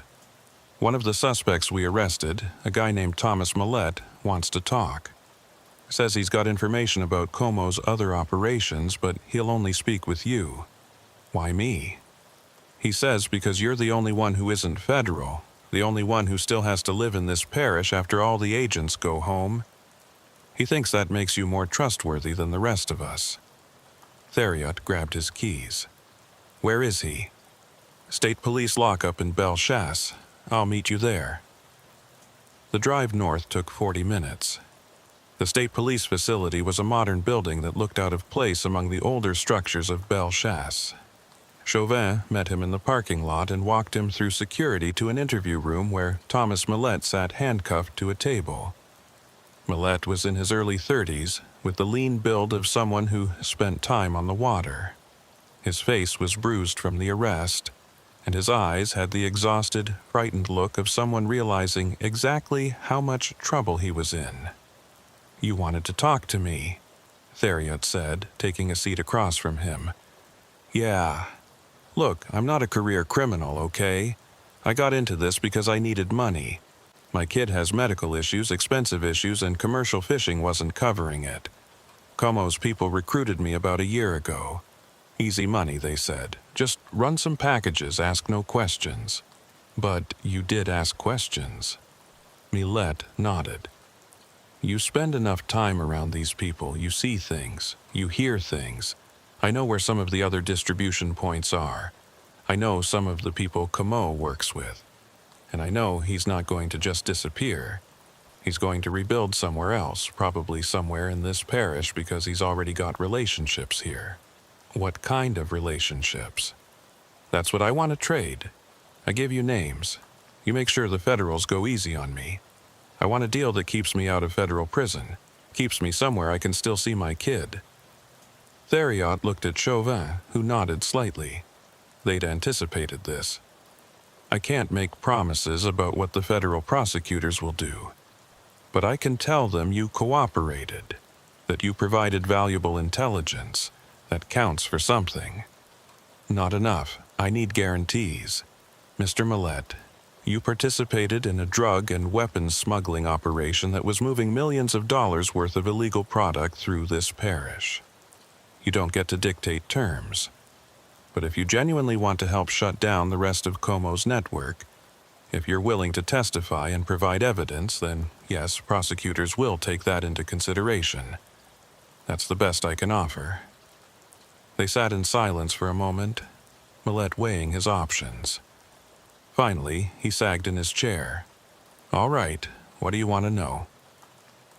Over the next 3 hours, Millette laid out the structure of Como's organization. There were at least 4 other distribution points similar to the Trosclair camp, scattered across southern Louisiana. Each operated independently with different personnel, different routes, different security measures. Como himself moved between them, never staying in one place long enough to establish a pattern. But the key to the whole operation was the local facilitators. People who lived in the parishes, who knew the waterways and back roads, who could smooth over problems with local law enforcement or community members who got too curious. Millette named 6 people in Plaquemines Parish alone who'd been on Como's payroll. 2 of them were commercial fishermen. 1 was a parish council member. 1 owned a marine supply store. 2 were retired law enforcement officers who provided intelligence about patrol patterns and investigation priorities. The revelation about the retired officers hit Theriot hard. These were men he'd worked with, men he'd trusted. They'd sold out their oath for what Millette estimated was maybe $5,000 a month each, enough to supplement retirement income, but not enough to be worth betraying everything they'd once stood for. Who are they? Millette gave the names. Theriot recognized both. 1 had been a deputy under the previous sheriff, retired before Theriot took office. The other had been a state trooper who'd moved to the parish after leaving the force. Neither had seemed like the type to go dirty, but then again, corruption rarely announced itself. What were they providing? Information, mostly, when the state police were planning operations in the area, when the Coast Guard was running enhanced patrols, stuff that helped Como time his shipments to avoid detection. They also helped identify potential problems, people who were asking too many questions, that kind of thing. Like me. Yeah, you were on their radar within a few days of Marcel making that first call to your department. The retired guys told Como you were the type who wouldn't let things go. That's why they started the pressure campaign early, trying to back you off before you got too deep into it. Theriot felt a mixture of anger and vindication. His instinct that someone was feeding information to Como had been correct. But knowing that former law enforcement officers were the leak made it worse somehow. A betrayal not just of the job but of the community they'd sworn to protect. By the time they finished with Millette, dawn was breaking again. Theriot had been awake for over 48 hours, and his body was starting to shut down. Chauvin drove him back to his truck in the parking lot. "Get some sleep, Aubrey. You've done more than anyone could have asked. The Federals will take it from here. What about the locals Millette named, the people on Como's payroll? We'll handle it, quietly, professionally. But yeah, there's going to be some reckoning in this parish." Theriot drove home through the early morning light. The parish looked peaceful, almost innocent. Boats heading out for a day's fishing. People getting coffee at convenience stores. Children waiting for school buses. All of it normal, all of it carrying on as if nothing had changed. But everything had changed. The network that had operated in the shadows for years was being dismantled. People who'd thought they were safe protected by silence and mutual complicity, were about to discover that the rules had shifted. He pulled into his driveway and sat in his truck for a long moment, too tired to move. His phone buzzed. A text from his daughter. "Dad, I saw the news. Are you okay? Call me when you can." The news had spread fast. National media was already picking up the story, calling it one of the largest drug busts in Louisiana history. Theriot's name was being mentioned, along with the state police and the DEA. By tomorrow, reporters would be calling, wanting interviews, seeking the kind of attention he'd spent his career avoiding. He texted back, "I'm fine. Long couple of days, but it's over now. I'll call you later." But he knew, as he typed it, that it wasn't really over. Como was still out there. Bro was still out there. The buyers were still operating. They'd shut down one distribution point, arrested some of the foot soldiers, but the organization remained. It would adapt, relocate, rebuild. That's what successful criminal networks did. They evolved to survive. Theriot dragged himself into the house and collapsed onto his couch without bothering to remove his boots. Sleep came instantly, deep and dreamless, the kind of exhausted unconsciousness that his body demanded after days of running on empty. He woke in the early afternoon to his phone ringing. Arsenault's voice was excited. "Sheriff, turn on the news. They got him. They got Como." Theriot fumbled for the remote and turned on the television. The local news was showing footage of a major arrest at a hotel in Baton Rouge. Victor Como, looking older and smaller than he had in the surveillance photos, was being led out in handcuffs, surrounded by federal agents. The crawl at the bottom of the screen detailed charges: drug trafficking, weapons smuggling, money laundering, conspiracy, organized crime. The reporter was explaining how the arrest had been the culmination of a multi-agency investigation that had accelerated over the past 48 hours following the raid in Plaquemines Parish. Agents had traced phone records and financial transactions that led them to Como's location. He'd been planning to flee the country, but hadn't moved fast enough. "What about Bro?" Theriot asked. "Still looking for him. But with Como in custody and talking to avoid federal death penalty charges, they'll find him. It's just a matter of time." After hanging up, Theriot sat watching the news coverage, feeling something like closure beginning to form. It wasn't complete. It wouldn't be complete until every piece of the network was dismantled, until every corrupt official was identified, until the parish could be confident that the poison had been fully extracted. But this was a start. A major start. Over the next week, the aftermath played out in stages. The federal prosecutors brought charges against 16 individuals connected to Como's organization. The 2 retired law enforcement officers Millette had named were arrested quietly, their betrayal a source of shame for everyone who'd ever worn a badge in the parish. The parish council member resigned in disgrace before charges were filed, though prosecutors made clear they were still building a case against him. Eddie Fontenot and his family were relocated under witness protection, gone from the parish overnight, their house standing empty as a reminder of the cost of cooperation. Other witnesses came forward once they saw that the organization was truly collapsing, adding their testimony to the growing case against the network's leaders. Marcus Bro was finally apprehended 2 weeks later, attempting to cross into Mexico. He fought extradition, but ultimately was returned to Louisiana to face charges.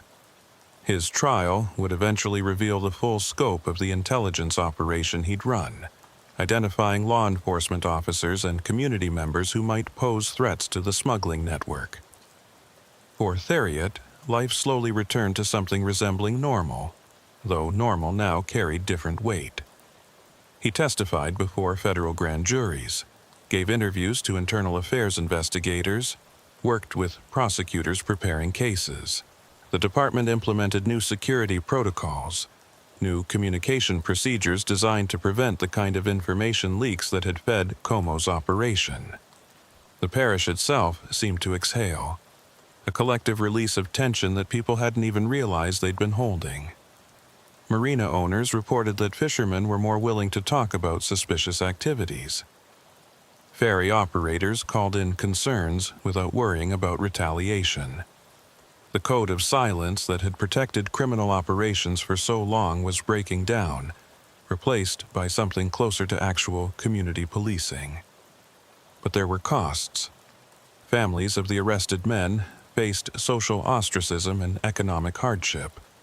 Some moved away, unable to bear the weight of their relatives' crimes. Others dug in, maintaining their loved ones' innocence despite overwhelming evidence. The parish divided along old lines and new ones, people taking sides, casting blame, trying to understand how so much had happened without more people noticing. 3 months after the raid on the Trosclair camp, Theria attended a community meeting at the Pointe à la Hache Civic Center. The room was packed, standing room only, people who wanted to hear directly from their sheriff about what had happened and what came next. He stood at the front of the room, feeling the weight of their attention, their expectations, their fear and hope mixed together. He thought about everything he'd learned over the past months about the complexity of a community that could harbor both genuine goodness and profound corruption, often in the same families, sometimes in the same people. "I know there are questions," he began. "Questions about how this could have happened here, in a parish where everyone knows everyone. Questions about who knew what and when. Questions about trust and betrayal, and how we move forward." He paused, looking out at familiar faces. "I don't have all the answers. What I can tell you is that for years, dangerous people operated in our parish because they understood something about us. They understood that we value loyalty, that we protect our own, that we don't like outsiders telling us what to do. They used those values against us, turned our strengths into weaknesses." Someone in the crowd called out, "Are we safe now? Is it really over?" "The specific operation we shut down is over. Victor Como and his network are facing justice, but I won't lie to you and say that this can't happen again. As long as there's money to be made in illegal activity, there will be people looking for places to operate. Our parish, with its waterways and isolation, will always be attractive to that kind of operation." "So, what do we do?" another voice asked. "We do what we should have been doing all along. We talk. We report. We refuse to let silence become complicity. I know that goes against tradition, against the way things have always been done, but the old way created spaces where poison could grow. If we want to protect this parish, if we want to protect our children and grandchildren, we have to be willing to be uncomfortable sometimes.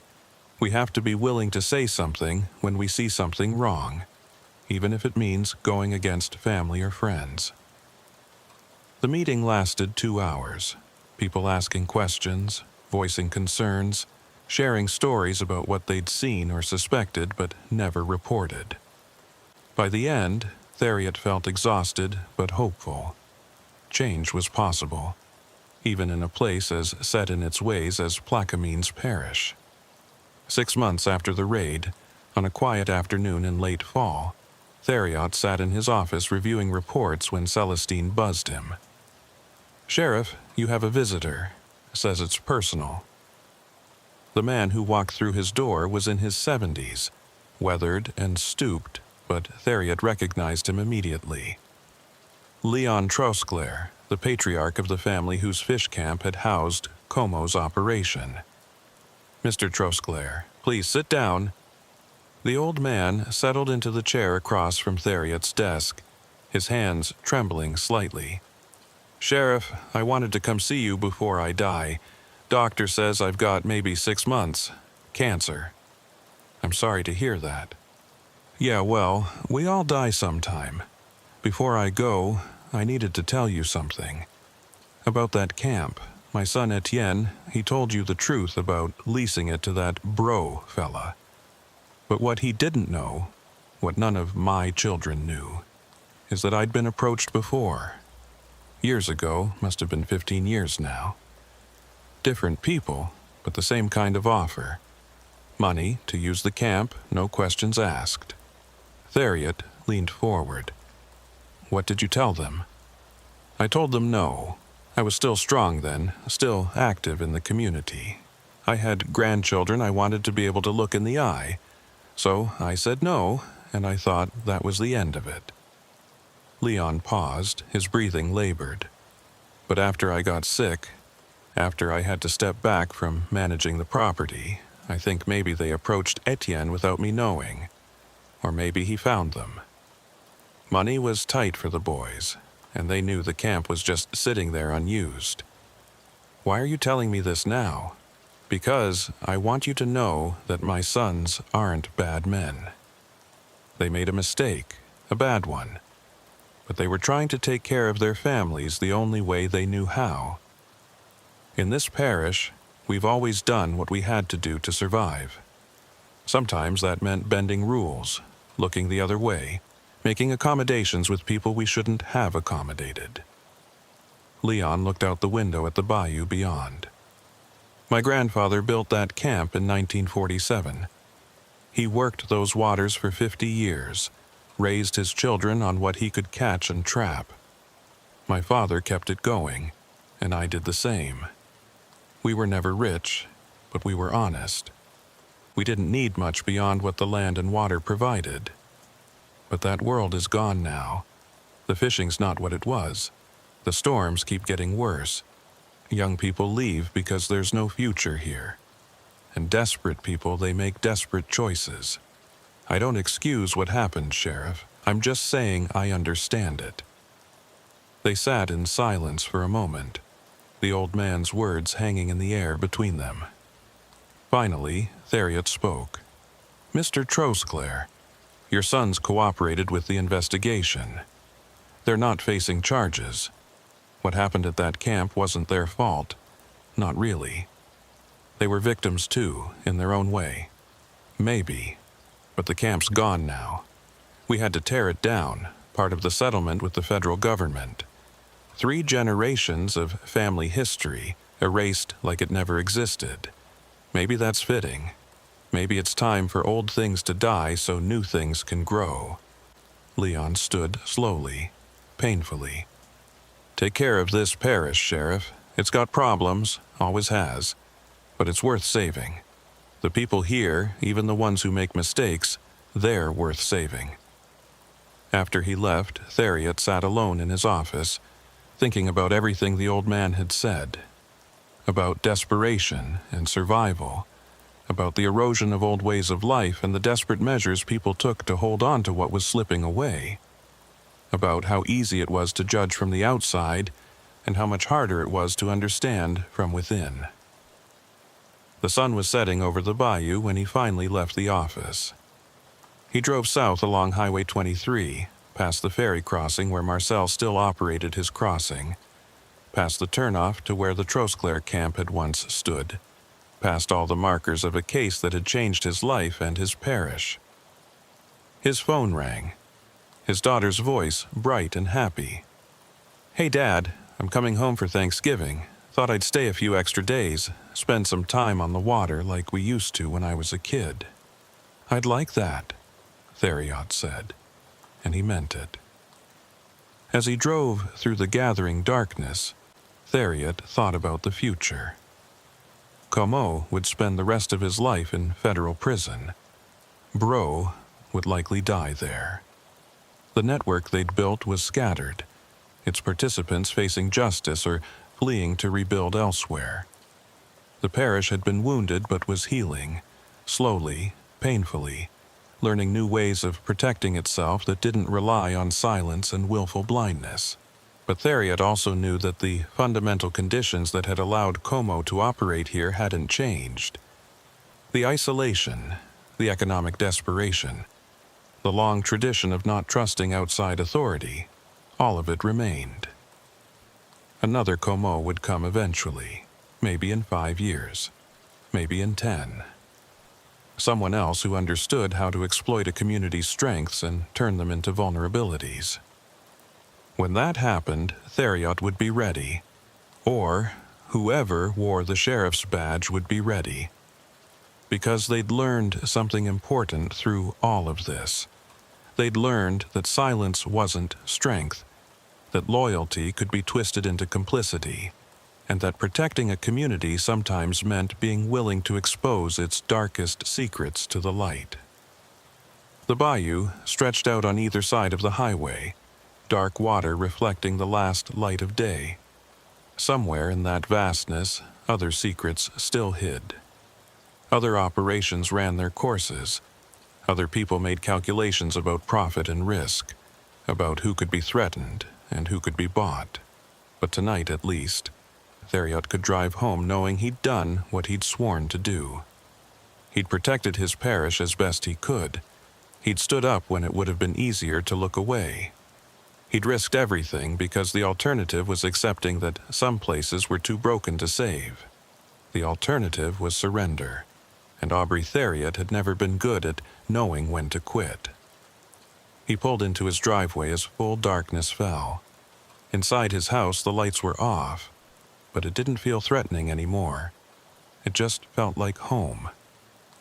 He checked the locks anyway, old habits dying hard, but the fear that had driven him for months had finally begun to fade. Tomorrow would bring new challenges. There were still investigations ongoing, still testimony to give, still a parish to protect. But tonight he could rest. He'd earned that much. The bayou kept its secrets, but not all of them. Some had been dragged into the light, exposed, destroyed. That had to count for something. That had to mean something. It meant that even in a place where silence had ruled for generations, one sheriff asking the right questions at the right time could make a difference. It meant that corruption, no matter how deeply rooted, could be pulled out if you were willing to get your hands dirty doing it. It meant that sometimes, against all odds and all expectations, the good guys could win. Theriot went inside, locked the door behind him, and didn't look back at the darkness. Sheriff Corbett Boudreaux stood on the dock at Bayou du Large, watching the shrimp boats return through the early morning fog. The mist rolled in thick off the Gulf, turning the vessels into ghost shapes that materialized slowly as they approached the marina. He'd been coming to this dock since he was a boy, back when his grandfather still ran a boat, back when the shrimping industry was something you could build a life around. Now, in the fall of 2019, the boats coming in looked tired, their paint fading, their crews older and fewer than they used to be. Chief Deputy Vidal Fontenot stood beside him, sipping coffee from a thermos. Vidal had worked under Corbett for the past 9 years, a steady presence who understood the rhythms of Terrebonne Parish as well as anyone. They were here because of a phone call that had come in 3 days ago, a call that should have been routine, but felt wrong in ways Corbett couldn't quite articulate. The boat they were looking for was the Miss Evangeline, a 42-foot trawler owned and operated by Raymond Melançon. Raymond had been reported overdue by his wife on Monday evening. He'd left port Saturday morning for a 3-day run to the offshore grounds, should have been back by Sunday night at the latest. When he hadn't returned by Monday afternoon, his wife had called the Coast Guard, and the Coast Guard had called Corbett. Standard procedure for an overdue vessel. The Coast Guard had conducted aerial searches, checked the usual fishing grounds, put out alerts to other vessels in the area. Nothing. No distress calls, no debris, no sign of the Miss Evangeline or her captain.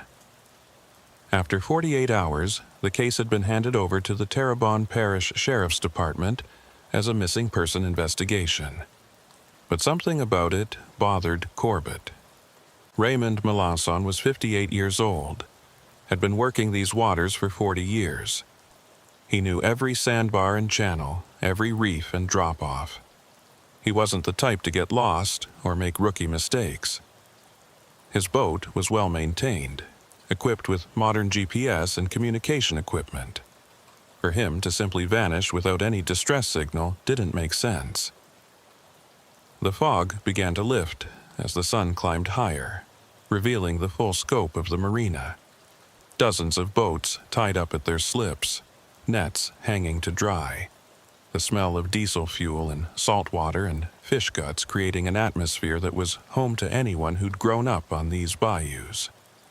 Corbett scanned the boats, looking for anyone who might have information about Raymond's last trip. He spotted a familiar figure working on deck of a boat 3 slips down. Gerard Robichaud, another veteran shrimper who often worked the same grounds as Raymond. Corbett walked over, Vidal following behind. "Gerard, you got a minute?" The older man looked up, wiping his hands on a rag that had probably been white once but was now permanently stained with engine grease and fish blood. "Sheriff, I figured you'd come around asking about Raymond." "You heard he's missing?" "Whole parish heard. Coast Guard been asking questions since Monday." Gerard climbed up from the engine compartment, his movements careful and deliberate. "I was out there same time as Raymond. Saw his boat Saturday afternoon, maybe 2 o'clock. He was working the grounds about 15 miles southeast of here. He say anything to you? Mention any problems?" "Not problems exactly." Gerard paused, seeming to weigh his words. "But he was working closer to the platforms than usual. You know the old Gulf oil rig out there, the one they decommissioned about 5 years back?" Corbett nodded. The Gulf was full of abandoned platforms, relics of boom times that had gone bust. Most were being removed slowly, weather and budgets permitting, but some still stood as rusting monuments to an industry that had defined the region for decades. Raymond was working right up against that platform, real close, closer than most of us go. Those old structures, they can tear up your nets if you're not careful. I radioed him, asked what he was doing. He said he'd found a good pocket of shrimp there, said it was worth the risk. That seem normal to you? Gerard shrugged. Raymond's been having tough times, same as most of us. Shrimp prices are down, fuel costs are up, insurance is killing us. If he found a good spot, I don't blame him for working it. But still, something about the way he said it, like he was too eager, you know? Like maybe he was finding more than just shrimp out there. The implication hung in the air between them. The Gulf was used for all kinds of traffic, not all of it legal. Drugs moved through these waters regularly, dropped by boats from Mexico or Central America, picked up by local vessels that could navigate the shallow bayous and backwaters where Coast Guard cutters couldn't follow. Every few years, some fishermen would find a floating package and face the temptation of easy money versus doing the right thing. You think Raymond got involved in something like that? I'm not saying anything specific, Sheriff. Just that a man gets desperate enough, he might make choices he wouldn't normally make. And Raymond, his wife's been sick, medical bills piling up. Their daughter's in college. Money's tight for them, tighter than most. Corbett thanked Gerard and walked back toward his patrol unit with Vidal. The morning was warming up. The fog almost completely burned off now, revealing a clear blue sky that mocked the darkness of what they might be dealing with. "What do you think?" Vidal asked as they climbed into the vehicle. "I think we need to talk to Coroner Lucille Hebert about what happens when boats disappear in the Gulf, and I think we need to find out exactly what Raymond Melanson was doing out by that old platform." They drove north toward Houma, the parish seat, where the coroner's office was located.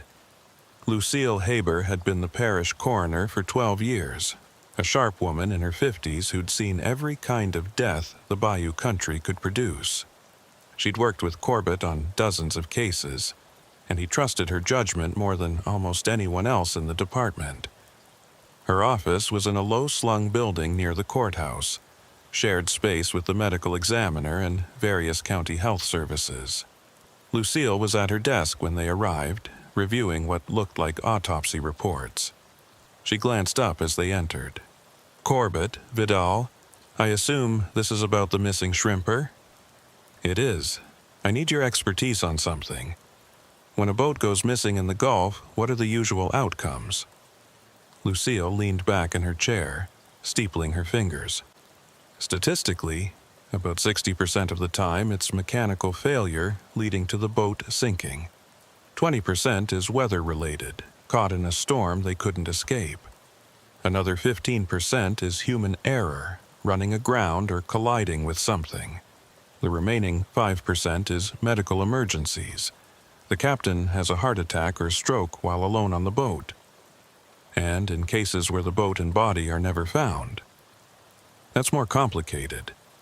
Could be the boat sank in deep water, beyond where we can search effectively. Could be the current carried everything far from the last known position. Could be sharks and other scavengers dispersed any remains. The Gulf is good at keeping secrets. What about foul play?" Lucille's expression shifted subtly. "That's rare, but it happens. Disputes over fishing grounds, drug-related violence, insurance fraud. I've seen a few cases over the years where a boat disappearance was eventually determined to be homicide, but those are tough to prove without a body or physical evidence. If you were looking at Raymond Melançon's disappearance, what would make you suspicious? I'd want to know his financial situation. Was he insured? How much? Who's the beneficiary? I'd want to know about any conflicts he might have had with other shrimpers or with people outside the fishing community. And I'd want to know if anyone saw anything unusual in the days before he disappeared." Corbett pulled out his notebook. His wife reported him missing. They've got financial problems, medical bills. His boat was insured. I'll need to check how much. As for conflicts, that's what we're trying to determine. "There's something else you should know," Lucille said, leaning forward. "This isn't the first boat to go missing in that area. About 3 years ago, another shrimper named Antoine Cherami disappeared working those same grounds. His boat was found drifting with nobody on board. No signs of struggle, no blood, nothing to indicate what happened to him. Coast Guard ruled it accidental death, assumed he fell overboard." "I remember that case," Vidal said quietly. "Antoine's family never accepted that explanation. They said he was too experienced to just fall off his own boat." "Right, and 6 years before that, another boat went missing in the same general area. That one was never found at all. The captain was a guy named Louis Thibodeau. He was also working near those old platforms." Corbett felt something cold settle in his stomach. 3 disappearances in the same area over 9 years, all experienced shrimpers who knew these waters. That was beyond coincidence. Why didn't anyone connect these cases before?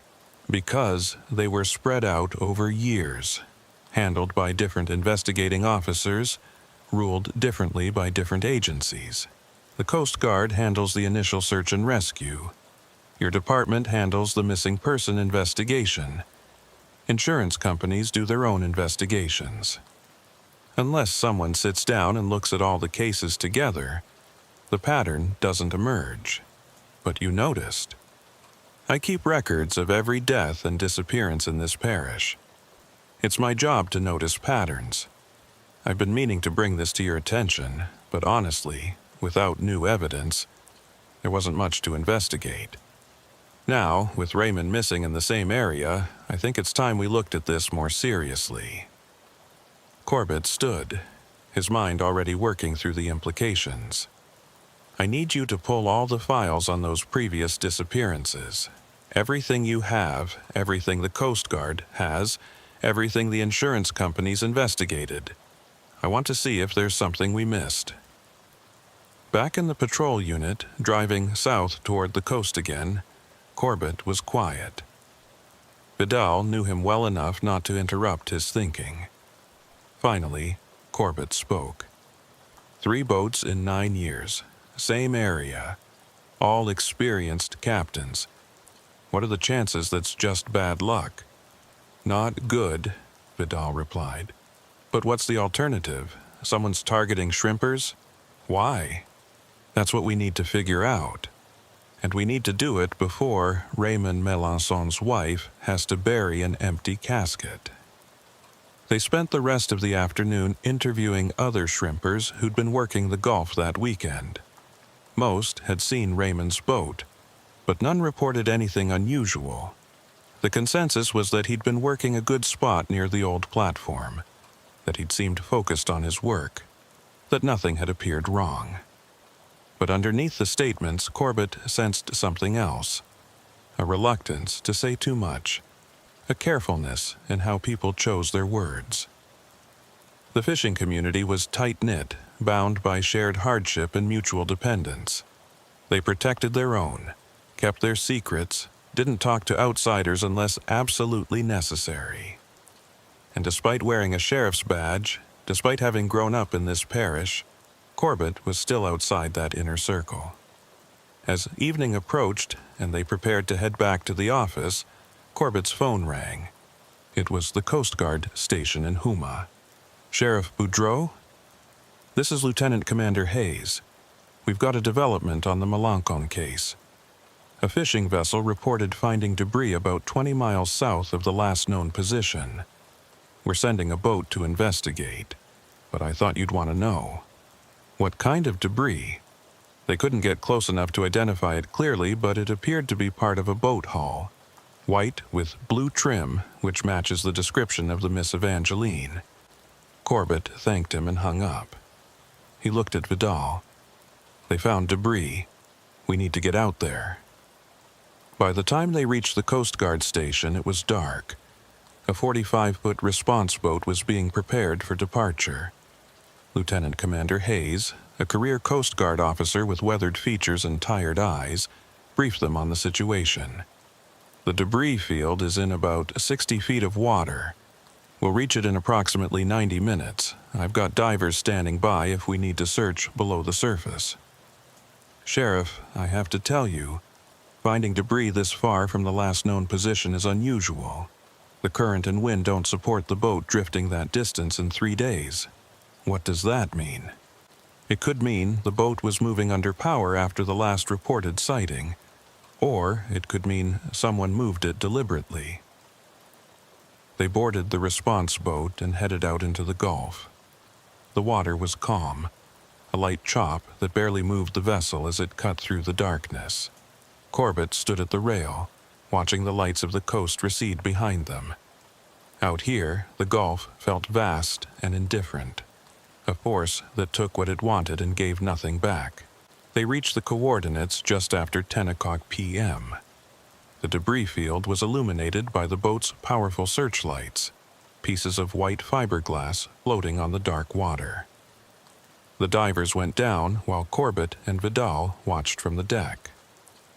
20 minutes later, the divers surfaced. Their report was grim. The debris came from a boat that had broken apart, not from normal structural failure, but from what appeared to be a deliberate scuttling. Holes had been cut in the hull below the waterline, allowing water to flood the engine compartment and sink the vessel quickly. "Someone sank Raymond's boat on purpose," Vidal said quietly. "Yeah. Question is, did they sink it with Raymond still on board, or did they sink it after taking him somewhere else?" Lieutenant Commander Hayes ordered the debris collected as evidence. They'd search the area more thoroughly at first light, see if they could locate the main wreckage and determine if there was a body inside. On the ride back to shore, Corbett stood alone at the bow, thinking about Raymond Melançon and the 2 other shrimpers who'd disappeared in this same area. 3 men, 3 boats, all working the same grounds near an abandoned oil platform. All vanishing under circumstances that looked like accidents but felt like something darker. Someone was targeting these shrimpers. The question was why, and whether Raymond Melançon was already dead or if there was still time to find him alive. Corbett didn't sleep that night. He sat at his kitchen table with the files Lucille had compiled, spread across the surface like pieces of a puzzle he couldn't quite assemble. 3 disappearances, 9 years, same location. Raymond Melançon, Antoine Cheremy, Louis Thibodeau.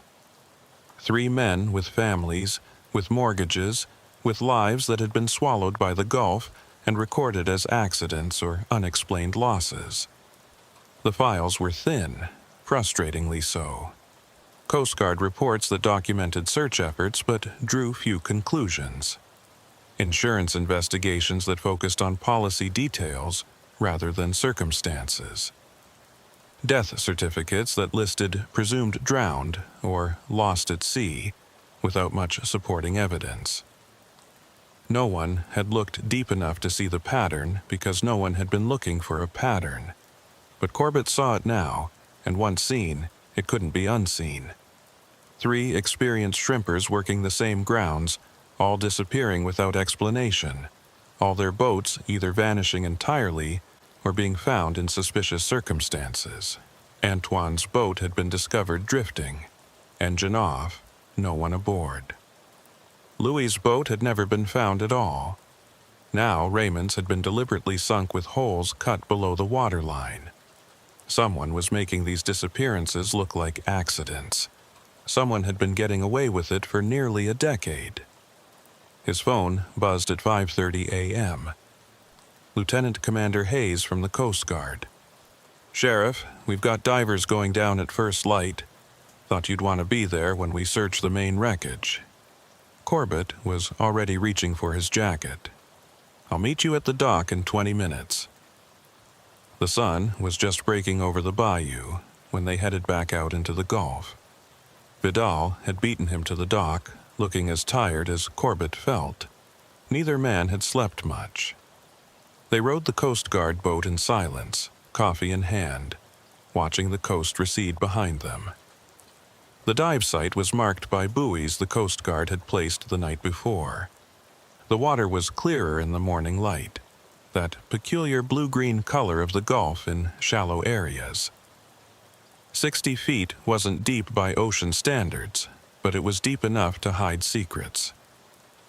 The divers went down while Corbett waited topside. The minutes stretched.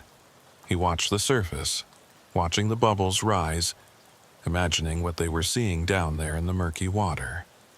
A sunken boat, its hull broken, its cabin flooded, possibly containing the body of a man who'd only been trying to make a living from the sea.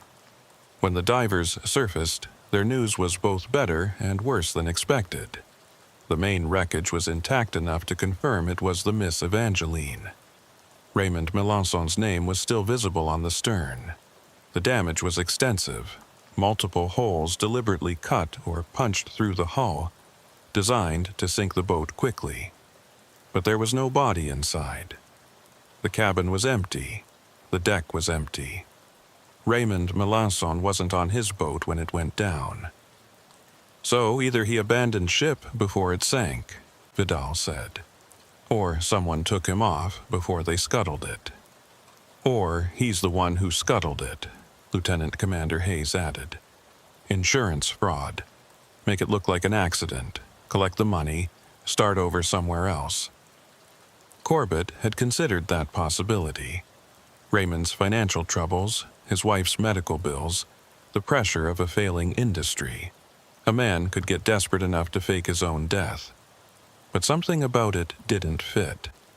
Raymond had a daughter in college, grandchildren he doted on. He wasn't the type to disappear and leave them wondering for the rest of their lives whether he was alive or dead. "What about the other 2? Corbett asked Hayes. "Antoine Cheremy and Louis Thibodeau. Did anyone ever investigate the possibility they faked their deaths?" Hayes pulled out a tablet and scrolled through files. Cheremy's boat was found with the engine running, all his gear still on board. If he was faking his death, why leave the boat running? And Thibodeau's boat was never found at all, which makes it impossible to determine what happened. Neither case showed the kind of planning you'd expect from insurance fraud. They collected more debris, photographed the wreck site, and headed back to shore. By the time they docked, it was nearly noon. Corbett's next stop was the Melanson house, a task he'd been dreading since the case began. Raymond's wife, Marie, lived in a small frame house in Duloc, one of the shrimping communities that dotted the bayous south of Houma. The house was neat, but aging, its paint fading from years of salt air and sun. A fishing net hung on the porch wall as decoration, and a wooden sign beside the door read, Melanson Family Est 1982. Marie answered on the second knock. She was in her mid-50s with gray-streaked hair, pulled back in a practical bun, and eyes that had cried themselves dry over the past few days. She led Corbett and Vidal to the living room, where family photos covered every available surface. Raymond on his boat, Raymond with his daughter, Raymond holding grandchildren. A life documented in images that might now be all that remained. Mrs. Melanson, I need to ask you some difficult questions about Raymond's business and finances. I already told the Coast Guard everything I know. I understand, but this is a different kind of investigation now. We found Raymond's boat. It was deliberately sunk. Marie's face went pale. Deliberately? You mean someone killed him?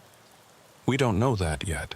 We haven't found Raymond, which could mean several things, but we need to understand what he was involved in, who he might have had conflicts with. She sat heavily in an armchair that looked like it had been Raymond's favorite, judging by the wear pattern. Raymond didn't have conflicts with people. He got along with everyone. All he wanted was to work his boat and take care of his family. What about his finances? I know you've had medical expenses. Marie's expression hardened slightly. Yes, I've been sick. Cancer, 3 years now. The treatments are expensive, even with insurance. Raymond worked extra trips, took on debt, did everything he could to keep up with the bills. But we weren't desperate enough to do anything illegal, if that's what you're implying. I'm not implying anything, Mrs. Melanson. I'm trying to understand what Raymond's situation was, what pressures he might have been under. The pressure was the same as every other shrimper in this parish. Prices are down, costs are up, and the big companies are taking more of the catch every year.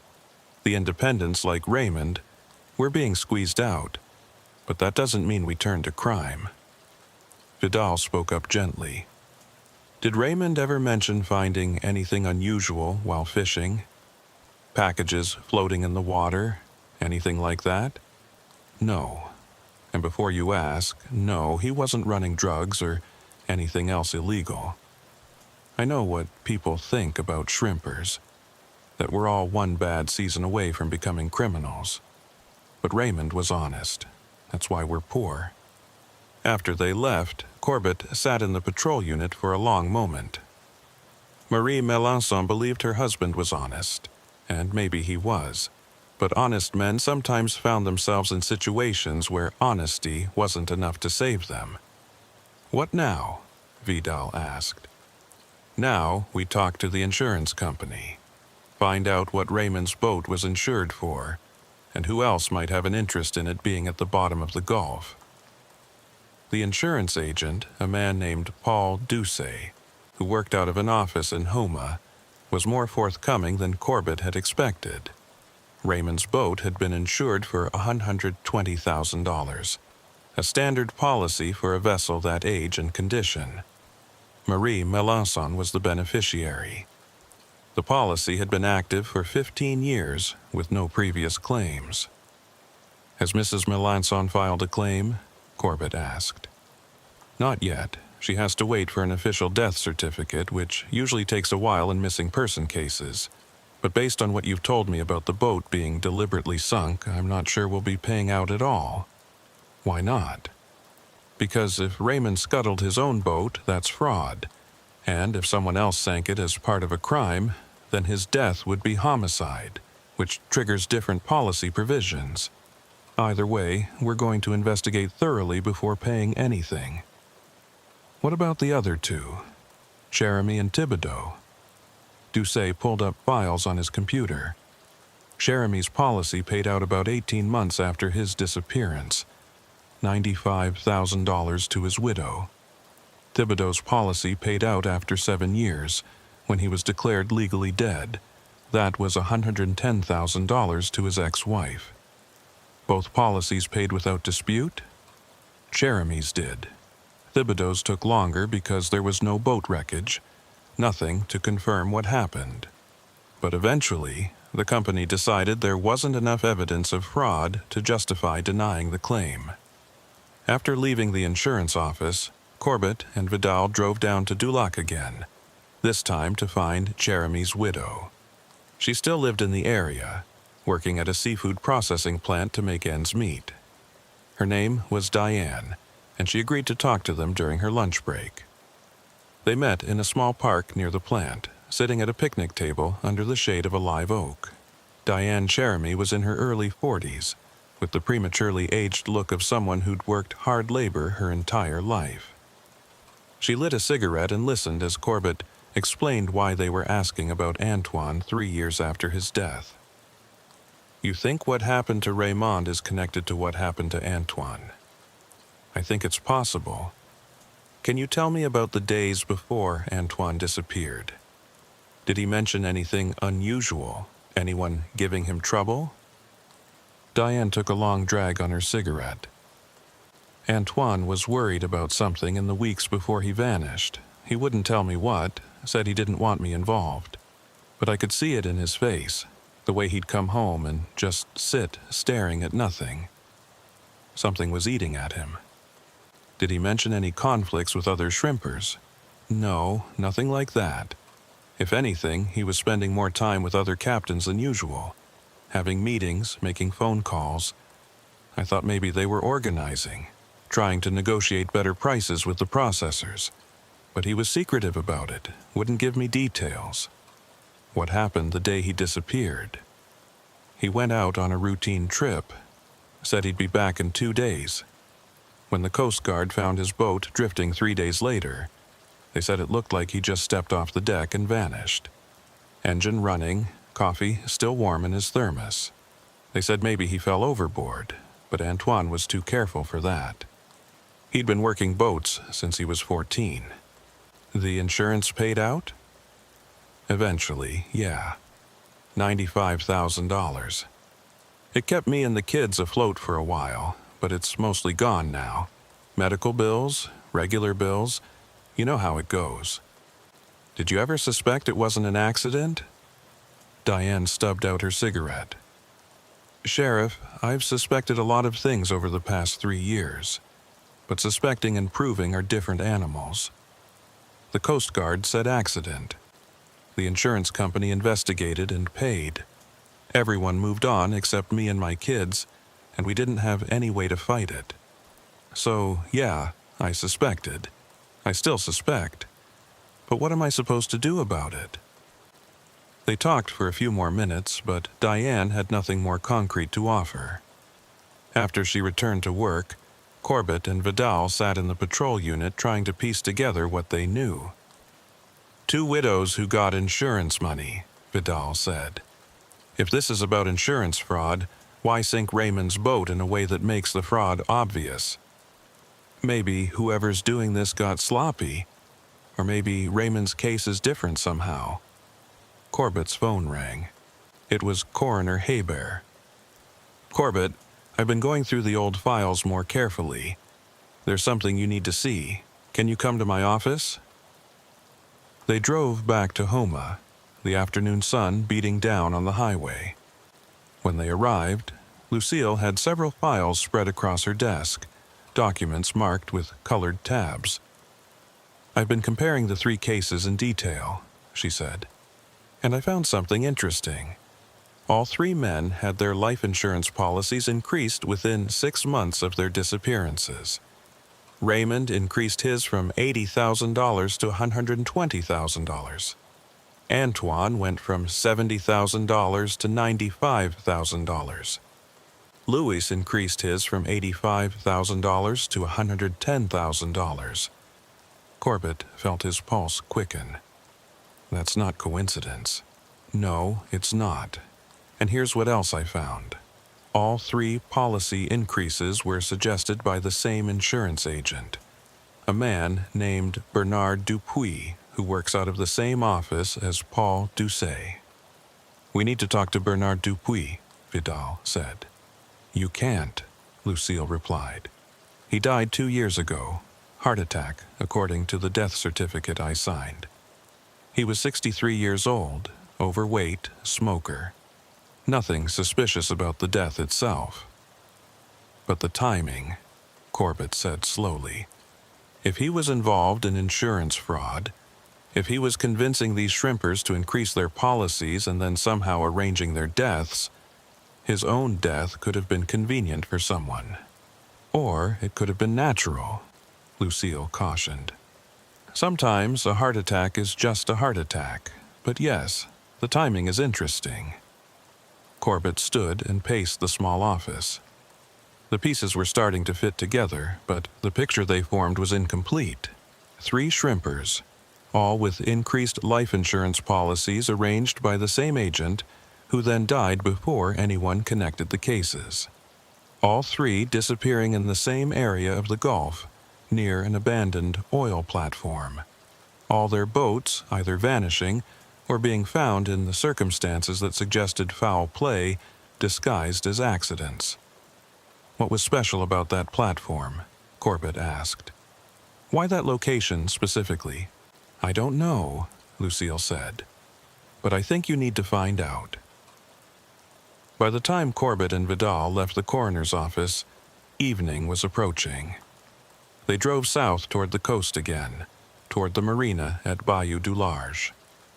Corbett wanted to talk to Gerard Robichaud again, wanted to understand more about the area where the disappearances had occurred. They found Gerard closing up his boat for the night. He looked surprised to see them back so soon. Sheriff, you find Raymond? Not yet, but we found his boat. Someone sank it deliberately. Gerard, I need you to tell me everything you know about that old Gulf oil platform where Raymond was fishing. Gerard glanced around the marina, checking to see who might overhear. Let's talk on my boat. They followed him onto the deck of his trawler, and Gerard closed the cabin door behind them. The space was cramped but private, smelling of diesel and old coffee. That platform, Gerard began, speaking quietly. It's been a problem for years. After Gulf Oil decommissioned it, they were supposed to remove it completely. But the company went bankrupt before the removal could happen, and the platform just sat there. Officially, it's off limits. Coast Guard says no vessel should approach within 500 yards. But people fish near it anyway. Of course. The structure attracts fish, which means it attracts shrimp. Good fishing around old platforms always has been. Most of us work the area carefully, stay legal, don't cause problems. But some guys, they get closer. They go right up to the structure. Why would they do that? Gerard was quiet for a moment. You ever hear about the drops, Sheriff? What drops? Drug runners use the platform sometimes. They secure packages to the structure underwater, below where anyone can see from the surface. Then local boats come by and retrieve them. Quick pickup, minimal risk. Coast Guard can't monitor every abandoned platform in the Gulf. Corbett felt the last piece of the puzzle clicking into place. You think that's what Raymond was doing, and Antoine and Louis before him? I'm not saying that specifically. What I'm saying is that platform area has a reputation. Everyone knows about it, but nobody talks about it directly. You work too close to that platform, you're either stupid or you're involved in something. And you think all 3 of them were involved? I think they were desperate men who made bad choices. I think someone offered them money to pick up packages when they were out fishing anyway. Easy money, or so they thought. But whatever they got involved in, it got them killed. After leaving Gerard's boat, Corbett stood on the dock watching the sunset over the bayou. The water reflected the orange and red sky, beautiful and indifferent to the human dramas playing out on its surface. We need to search that platform. he said to Vidal. "See if there's any evidence of what was happening there. That's a job for the Coast Guard. We don't have the equipment or authority to board an offshore structure. Then we get the Coast Guard involved, and the DEA if this is drug-related. We do this right with proper resources." But even as he said it, Corbett knew that investigating the platform would take time. Permits, coordination between agencies, probably weeks of planning. And in that time, whoever was behind these deaths would have plenty of opportunity to clean up any evidence or disappear entirely.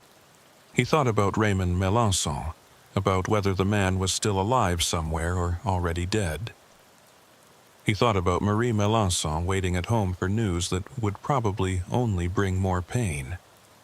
He thought about the two widows who'd already lost their husbands to this same conspiracy, and about how the system had failed them all by treating each disappearance as an isolated incident rather than pieces of a larger pattern.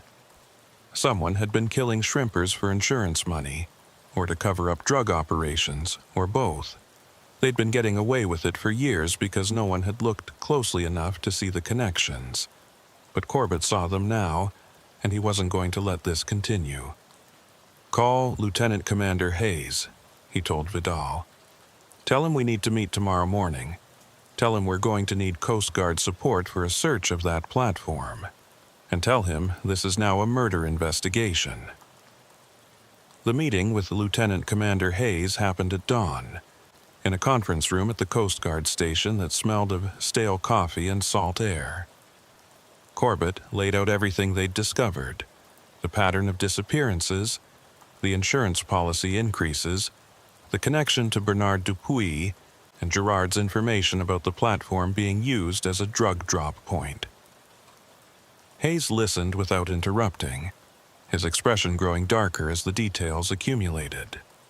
When Corbett finished, the Coast Guard officer leaned back in his chair and rubbed his temples.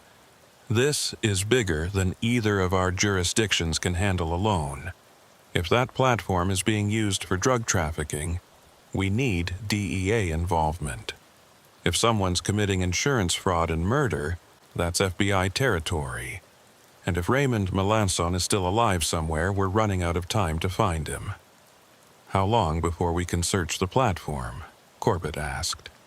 "Officially, week minimum to coordinate resources and get proper authorization. Unofficially, I can have a boat there this afternoon with boarding equipment. But Sheriff, if we find evidence of criminal activity, anything we recover without proper warrants might not be admissible in court." Corbett weighed the options. Playing by the rules meant delay, and delay meant whoever was behind this would have time to cover their tracks.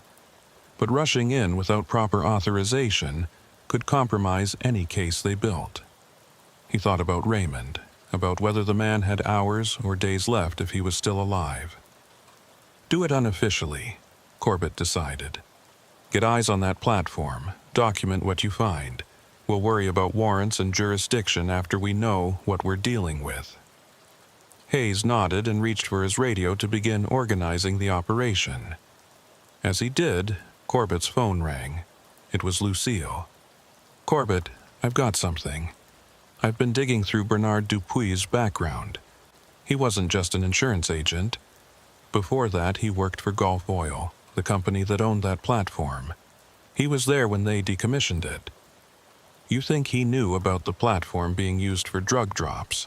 I think he might have been the one who set it up. I found some financial records from his estate. The man died with $400,000 in a private account, way more than an insurance agent should have accumulated. And there were regular deposits over the years, always in cash, always from untraceable sources. So Dupuis was running the operation. He recruited the shrimpers, arranged the insurance policies, then had them killed after they did a few pickups. The widows collect the insurance, Dupuis takes a cut. Everyone profits except the dead shrimpers. That's my working theory. But if Dupuis died 2 years ago, someone else must have taken over the operation. Someone who knew about the arrangement and decided to continue it." After hanging up, Corbett shared the information with Hayes and Vidal. The picture was becoming clearer, but the identity of whoever had taken over from Dupuis remained a mystery. "We need to look at who had access to Dupuis' business records after he died," Vito suggested. His partner at the insurance agency, Paul Doucet, family members, anyone who might have discovered what he was doing and decided to keep the operation running. Corbett nodded. "Vito, I want you to get warrants for Dupuis' business records and his personal effects. Everything his estate held. Talk to Doucet again, but carefully. If he's involved, we don't want to spook him." "What about you?" "I'm going out to that platform with the Coast Guard." The boat that Hayes assembled was a rigid-hull inflatable, fast and maneuverable, designed for boarding operations. Besides Hayes and Corbett, they brought 2 Coast Guard boarding officers and a photographer to document whatever they found. They left the dock at 1 p.m., the autumn sun beating down on the Gulf waters. The platform appeared on the horizon after about 40 minutes, a skeletal structure rising from the water like the ribs of some ancient sea creature. Rust streaked its surfaces, and several of the support legs showed damage from years of hurricanes and neglect. Warning signs declared it off-limits, property of the bankruptcy court, dangerous to approach. They circled the structure once, looking for any obvious signs of recent activity. The platform deck was about 30 feet above the waterline, accessible by a rusted ladder that looked questionable at best. Below the waterline, the support legs disappeared into the murky green depths. "We're going to need divers if we want to search underwater," Hayes said. "But let's check the deck first." 2 boarding officers scaled the ladder, testing each rung before putting their full weight on it. Corbett watched from the boat, his hand resting unconsciously on his service weapon. When the officers reached the deck and signaled all clear, Hayes and Corbett followed. The platform deck was maybe 50 feet square, covered in rusted equipment and abandoned machinery. A small control shack stood at one corner, its windows broken, its door hanging open. Seabirds had taken over the structure, their droppings covering every surface. The place felt desolate, forgotten, exactly the kind of location where illegal activity could flourish unseen. They split up to search the deck, carefully navigating around corroded metal and unstable flooring. Corbett made his way to the control shack and stepped inside. The interior was gutted, all valuable equipment long since removed or stolen. But in one corner, protected from the weather, he found something that made his pulse quicken. A waterproof duffel bag, the kind used by commercial divers. It was sealed and relatively new, no more than a few years old based on the condition. Corbett called Hayes over, and they photographed the bag in place before opening it. Inside were dive weights, a dive light, and several heavy-duty carabiners. At the bottom was a waterproof notebook with entries dated over the past 2 years. The entries were brief, noting dates and times, GPS coordinates, and cryptic references to packages and pickups. The most recent entry was dated 4 days ago, the day before Raymond Melanson disappeared.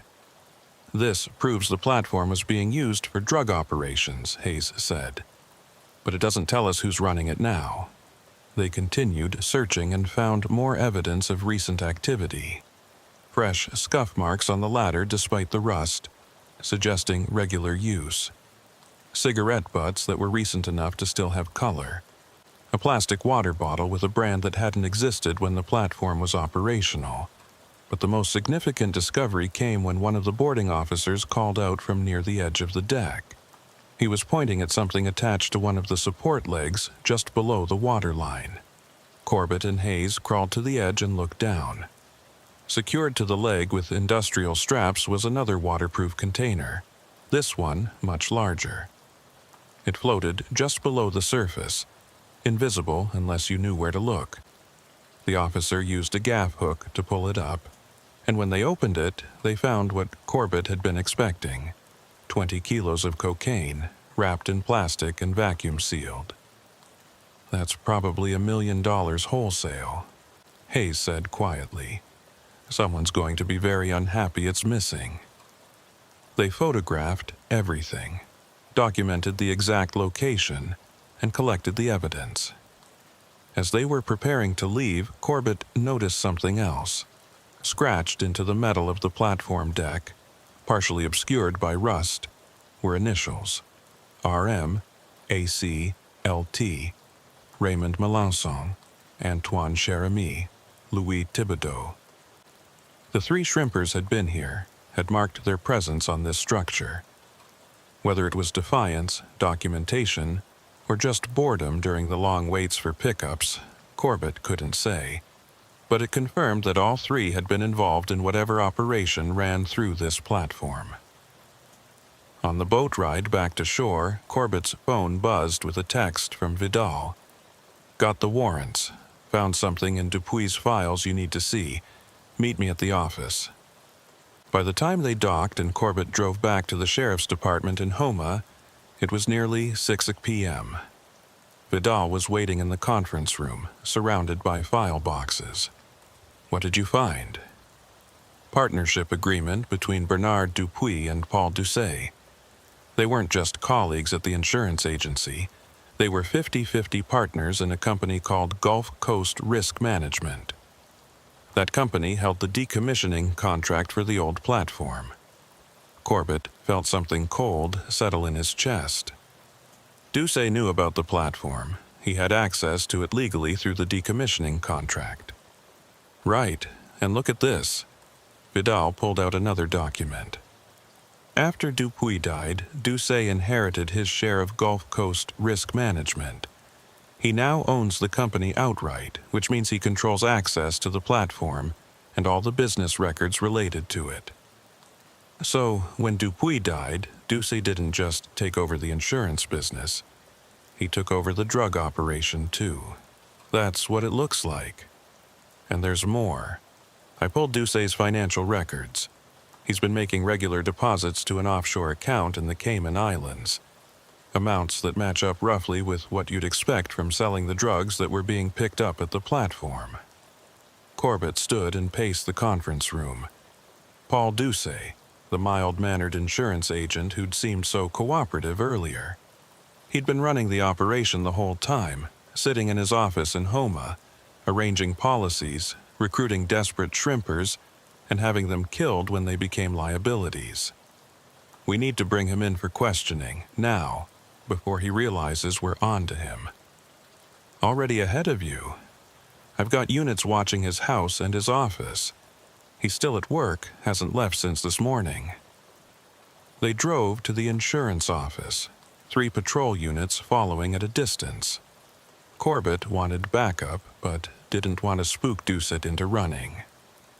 The office was in a small commercial building, the kind of place that housed accountants and real estate agents and other professionals who served the local community. Doucet's office was on the 2nd floor. Corbett and Vidal climbed the stairs, hands near their weapons but not drawn. Through the frosted glass door, they could see a light on inside. Corbett knocked. "Mr. Doucet, it's Sheriff Boudreau. Need to ask you a few more questions." No answer. Corbett knocked again, louder this time. Still nothing. He tried the door handle and found it unlocked. The office was small and neat, exactly as Corbett remembered from his earlier visit. Doucet's desk was organized, files stacked precisely, computer screen dark. But Doucet himself wasn't there. The window behind the desk stood open, curtains moving in the evening breeze. "He ran," Vidal said, moving to the window. "Fire escape goes down to the alley." Corbett radioed the backup units to start searching the area, but he already knew they were too late. Doucet had been watching for them, had seen them coming, and had fled before they could take him into custody. He was smart, organized, and now he knew the authorities were closing in. They searched the office thoroughly. Doucet had taken his laptop, but his filing cabinets were still full. Vidal began going through them while Corbett examined the desk. In the bottom drawer, he found a burner phone and a small notebook with names and numbers. Raymond Melançon's name was there, along with a notation. October 12th, final pickup. The date, Raymond had disappeared. Below his name were other names Corbett didn't recognize, probably other shrimpers who'd been recruited for the operation. And at the bottom of the page, a phone number with the notation cleanup. Corbett felt sick. The cleanup note suggested that Raymond's disappearance had been planned, that Doucet had arranged for someone to take care of the problem when Raymond became a liability. Whether Raymond was already dead or being held somewhere, that notation suggested his time was running out. "We need to find Doucet immediately," Corbett told Vidal. "And we need to find whoever he hired to do his dirty work. Raymond might still be alive." They spent the next 3 hours coordinating a manhunt. State police were alerted. Doucet's photo was distributed to all law enforcement agencies in the region. His bank accounts were frozen. The Coast Guard was notified in case he tried to flee by boat. Every asset at Corbett's disposal was mobilized. But as night fell and there was still no sign of Doucet, Corbett grew increasingly worried. The man had planned his escape, probably had it ready for months in case something went wrong. He could be anywhere in Louisiana by now, or already across state lines. Around 10 o'clock p.m., Corbett received a call from Lucille. "I've been going through Bernard Dupuy's medical records. He didn't die of natural causes." "What do you mean? You signed the death certificate." "I did, based on what appeared to be a straightforward heart attack. But I just reviewed the autopsy findings more carefully. There were anomalies in his blood work that I dismissed at the time because the overall picture looked like cardiac failure. But now, knowing what we know about his involvement in this operation, those anomalies make more sense." "You think he was murdered?" "I think he was poisoned with something that mimicked a heart attack. It would have been almost impossible to detect without specifically looking for it. And at the time, no one had reason to look. He was overweight, a smoker, high-stress job. A heart attack was the obvious conclusion." "Let me guess. Paul Doucet was with him when he died?" "According to the witness statements, yes. Doucet found the body and called 911. He was very helpful, very cooperative, very concerned." Classic behavior for someone who'd just committed murder. Corbett thanked her and hung up. So Doucet hadn't just taken over the operation from Dupuy. He'd killed his partner to seize full control. And if he'd killed once to protect the operation, he wouldn't hesitate to kill again. The question now was whether Raymond Melançon was already dead, or if there was still time to save him. And whether Corbett could find Doucet before the insurance agent disappeared completely. His phone rang again. This time it was Hayes from the Coast Guard. "Sheriff, we've got something. A commercial fisherman just reported seeing someone matching Doucet's description at a marina in Duloc. He was getting onto a boat with another man. Looked like they were preparing to head out into the Gulf." Duloc, the same community where Raymond Melançon lived, where his boat had been docked. Corbett felt certainty settle over him. Doucet was going back to the platform, back to the scene of his crimes, maybe to retrieve evidence, maybe to complete whatever he'd started with Raymond. "I'm heading there now. Have your response boat meet me at the Duloc Marina." The drive south was the longest 30 minutes of Corbett's life. He pushed the patrol unit as fast as he dared on the dark bayou roads, lights flashing, mind racing through scenarios. If Doucet was heading to the platform, he might be taking Raymond there to dispose of him the same way he'd disposed of the others. Or Raymond might already be there, held captive, waiting for rescue that might come too late. The Duloc Marina was dark when Corbett arrived, just a few security lights illuminating the docks. The Coast Guard boat was already there, Hayes standing on the dock with his crew. They'd spotted the vessel Doucet had taken, tracked it on radar heading southeast toward the platform. We can intercept them before they reach the structure, Hayes said. But Sheriff, if there's going to be a confrontation, my people are trained for maritime boarding operations. You should stay with the backup team. No chance. Raymond Melanson is my responsibility. I'm going. They boarded the Coast Guard vessel and headed out into the dark Gulf at full speed. The night was moonless, the water black and featureless. They ran without lights, navigating by GPS and radar, watching the blip that represented Doucet's boat growing closer on the screen. 20 minutes out from the marina, they spotted the boat visually. It was idling near the platform, a spotlight playing across the structure's support legs.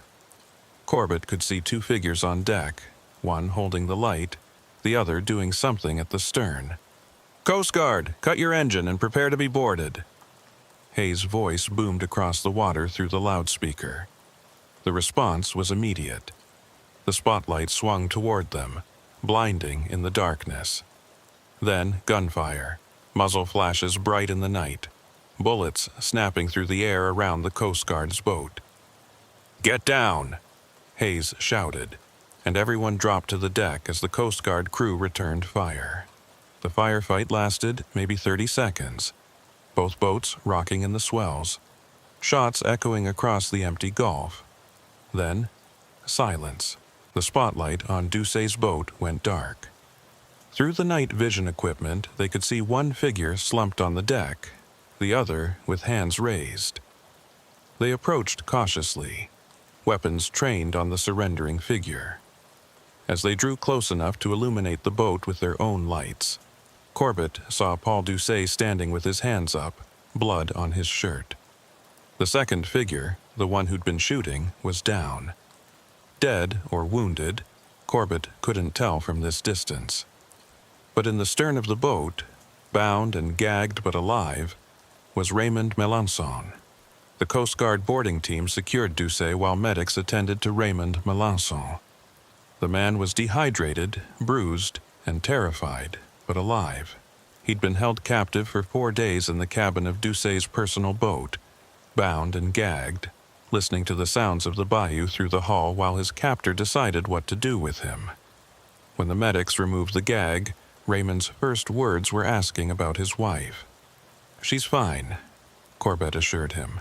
"Worried sick, but fine. We'll get you to her soon." The second man on the boat, the one who'd opened fire on the Coast Guard, was dead. 2 rounds had hit him center mass during the exchange.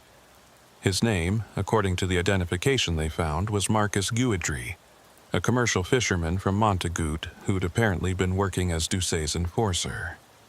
A search of his phone would later reveal communications arranging the deaths of Antoine Cheremy and Louis Thibodeau, along with detailed plans for disposing of Raymond that had been interrupted by the Coast Guard's arrival. Doucet himself had taken a round to the shoulder during the firefight. Not life-threatening, but enough to require immediate medical attention. As the Coast Guard medic worked on him, Doucet stared at Corbett with an expression that mixed pain, rage, and something close to admiration. "You're more persistent than the others," he said through gritted teeth. "Bernard always said local sheriffs were easy to manage. Show them a little cooperation, feed them some information. They'd stay out of the way." "Bernard Dupuis was wrong about a lot of things," Corbett replied, "including trusting you not to kill him." Doucet's expression flickered. He was getting soft. Wanted to shut down the operation, said the heat was getting too intense with all the Coast Guard activity. I couldn't let him do that. Too much money at stake. "So you poisoned him and made it look like a heart attack." "It wasn't personal, just business. Same as with the shrimpers. They were useful until they weren't. Then they became liabilities. Bernard understood that once, before he lost his nerve." The casual way Doucet discussed murder made Corbett's stomach turn. This was a man who'd spent years cultivating a respectable facade, selling insurance to families, attending church functions, sponsoring Little League teams, all while running a drug operation that had killed at least 3 men and would have killed more if left unchecked. They transported everyone back to shore, where ambulances were waiting. Raymond was taken to Terrebonne General Hospital for observation. Doucet was taken to the same hospital under armed guard, where he'd be treated and then transferred to the parish jail. Marcus Guidry's body was transported to the coroner's office, where Lucille would conduct an autopsy, though the cause of death was obvious. It was nearly 3:00 a.m. when Corbett finally made it to the hospital to check on Raymond. Marie Melançon was in the room with her husband, holding his hand while he slept under sedation. She looked up when Corbett entered, her eyes red from crying, but also filled with something that might have been gratitude, or might have been anger at the system that had failed to protect her husband in the first place. "Mrs. Melançon, I'm sorry for everything you and Raymond went through." "Are you?" Her voice was quiet but sharp. "Because from where I'm sitting, Sheriff, it looks like this could have been prevented. 3 men died before you figured out what was happening. My husband almost became the 4th. How many more would there have been if Raymond hadn't been lucky?" Corbett had no good answer. She was right. The pattern had been there for anyone who looked closely enough, but no one had looked until Raymond disappeared. The system had failed Antoine Cheremy and Louis Thibodeau, treating their deaths as isolated accidents rather than pieces of a larger crime.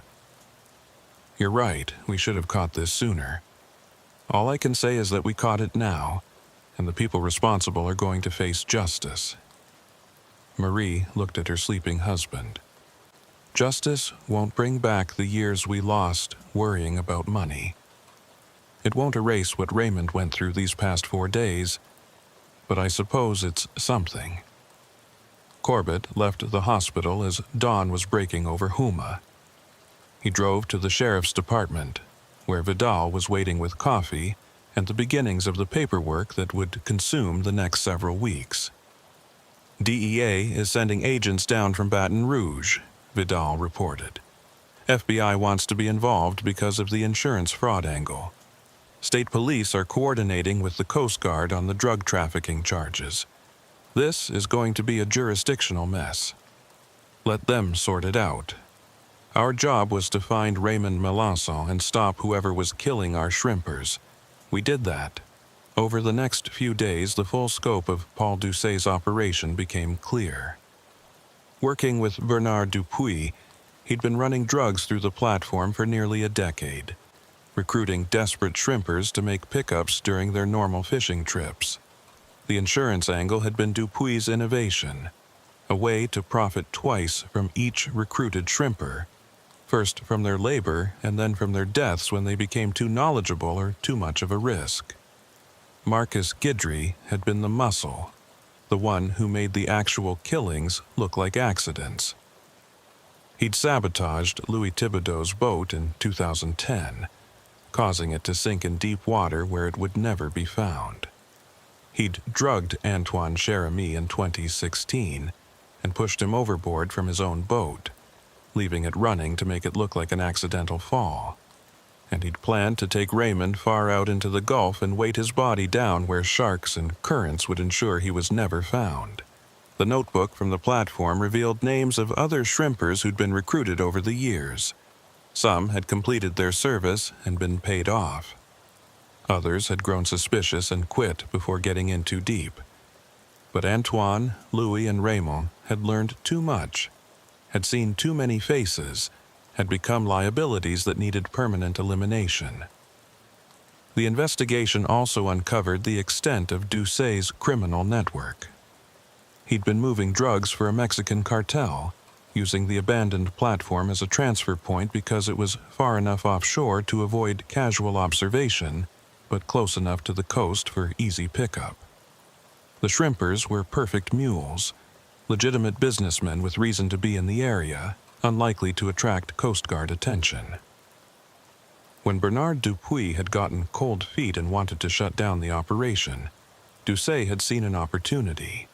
He'd poisoned his partner with a substance that mimicked cardiac arrest, inherited the entire operation, and continued running it for another 2 years until Raymond's disappearance had finally drawn enough attention to unravel the whole scheme.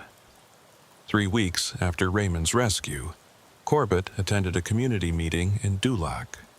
The small fishing community had been devastated by the revelations, learning that one of their own, Marcus Guidry, had been a killer, and that the insurance agent they'd all trusted had been running a drug operation. The meeting was held in the community center, a simple building that served as the social hub for the area. Corbett stood before a crowd of maybe 200 people, shrimpers and their families, people who'd known the victims, people who were trying to understand how this had happened in their community. "I know there are questions," Corbett began. "Questions about how Paul Doucet and Marcus Guidry operated here for years without being caught. Questions about why the earlier deaths weren't investigated more thoroughly. Questions about trust and safety and whether anyone in authority was paying attention." He paused, looking out at the weathered faces of men and women who made their living from the Gulf, who understood risk and hardship in ways most people never would.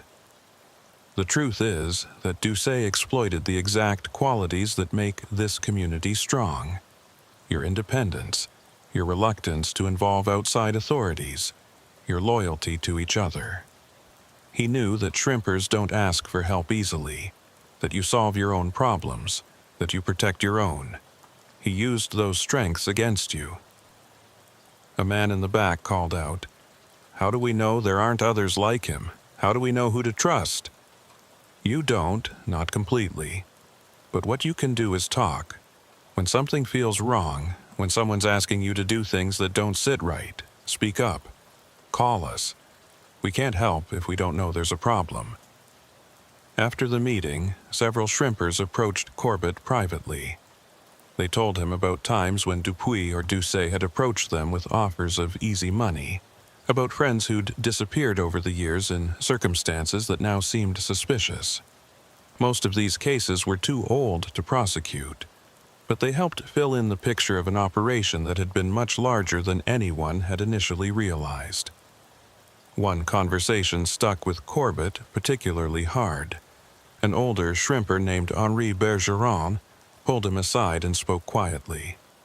"My son, he disappeared 8 years ago. Working the Gulf, never came back. Coast Guard said it was an accident, that he probably fell overboard. But my boy was careful, Sheriff. He knew those waters like he knew his own face. I never believed he just fell. After hearing about what Doucet and Guidry were doing, I got to wondering if maybe my son got involved with them too." Corbett took Henri's information and promised to look into it, though he suspected the truth would never be fully known. How many other disappearances over the years had been attributed to the dangerous nature of Gulf fishing when they'd actually been murders? How many families had been left wondering, never getting closure, never knowing their loved ones had been victims of a criminal conspiracy? Paul Doucet's trial began in the spring. He was charged with 3 counts of first-degree murder for Antoine Cheremy, Louis Thibodeau, and Bernard Dupuis, plus attempted murder for Raymond Melançon, drug trafficking, insurance fraud, and a host of other charges. The prosecution had an overwhelming amount of evidence. The notebook from the platform, financial records showing the drug money, testimony from Raymond about his captivity, and forensic evidence linking Marcus Guidry to the earlier deaths. Doucet's defense attorney argued that his client had been coerced by the Mexican cartel, that he'd been afraid for his life, that the murders had been committed by Guidry acting independently. But the evidence of planning, of the poisoning of Bernard Dupuis, of the calculated nature of the insurance fraud scheme, painted a picture of a man in full control of his criminal enterprise. Corbett testified for 2 days, walking the jury through the investigation, explaining how the pattern had emerged, describing the scene on the boat when they'd found Raymond bound and helpless. He watched Doucet sitting at the defense table, still maintaining that mild-mannered insurance agent facade, and marveled at how completely the man had fooled everyone. The jury deliberated for 6 hours before returning guilty verdicts on all counts. Ducey was sentenced to life in prison without possibility of parole. As the judge read the sentence, Ducey's mask finally slipped. He turned and looked directly at Corbett, and in that moment, the sheriff saw not the respectable businessman but the cold calculator who'd viewed human lives as nothing more than assets to be exploited and discarded. After the trial, Corbett visited the Melanson house one last time. Raymond was back on his boat, though he'd sold the Miss Evangeline and bought a smaller vessel that he used for day trips close to shore. The trauma of his captivity had changed him, made him more cautious, less willing to venture far from home. But he was alive, which was more than could be said for Antoine Cheremy and Louis Thibodeau. "How are you doing?" Corbett asked, as they sat on Raymond's porch, watching the bayou flow past. "Some days better than others. I have nightmares about being in that boat, tied up, listening to Ducey and Guidry talking about where to dump my body. But I'm here, Sheriff. I get to see my grandkids grow up. That's more than Antoine and Louis got. I'm sorry we didn't figure it out sooner. Maybe if we had—" "Maybe," Raymond interrupted. "But maybe not. These guys were smart, careful. They'd been doing it for years without getting caught. You can't blame yourself for that." But Corbett did blame himself, at least partially. The warning signs had been there. The pattern of disappearances in the same area, the insurance policies, the platform that everyone knew was being used for something illicit. If he'd looked closer sooner, Antoine and Louis might still be alive. As summer turned to fall and the shrimping season continued, life in Terrebonne Parish slowly returned to normal. The platform was finally demolished, the Coast Guard making it a priority to remove the structure that had served as a focal point for criminal activity. The insurance agency where Ducey had worked closed down, unable to survive the scandal. New agents moved into the space, working to rebuild trust with a community that had been badly burned. Corbett continued his work, investigating crimes, maintaining order, trying to protect a parish that sometimes didn't want to be protected. But the Melanson case had changed him. He'd learned that the most dangerous criminals weren't always the obvious ones, that respectability could be a mask, and that the systems designed to protect people could sometimes be the very mechanisms used to exploit them. On quiet nights when he had trouble sleeping, Corbett would think about the 3 initials scratched into the platform deck: RMACLT. 3 men who'd made mistakes, who'd gotten involved in something they shouldn't have, but who hadn't deserved to die for those mistakes. Their names would fade from public memory, replaced by new stories, new scandals, new tragedies. But Corbett would remember them, would carry their weight alongside all the other cases that haunted law enforcement officers who'd been in the job long enough to see the worst of what people could do to each other. The Gulf kept its secrets, but not all of them. Some had been dragged into the light, exposed, accounted for. 3 families had answers now, even if those answers brought little comfort.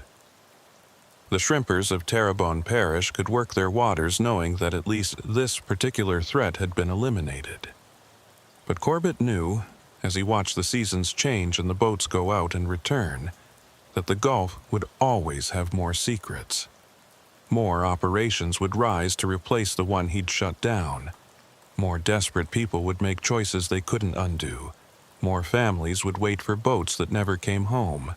His job was to be there when it happened, to look closely enough to see the patterns others missed, to refuse to accept the easy explanation when something darker lurked beneath the surface, to remember that every missing person was someone's husband or father or son, that every case marked the end of a life and the beginning of a family's long grief. The shrimping towns continued their rhythm, their boats heading out at dawn and returning at dusk, their crews working waters that were both generous and treacherous. And in his office in Houma, Sheriff Corbett Boudreau kept watch. knowing that vigilance was all that stood between the Gulf's secrets and the people who deserved to know the truth.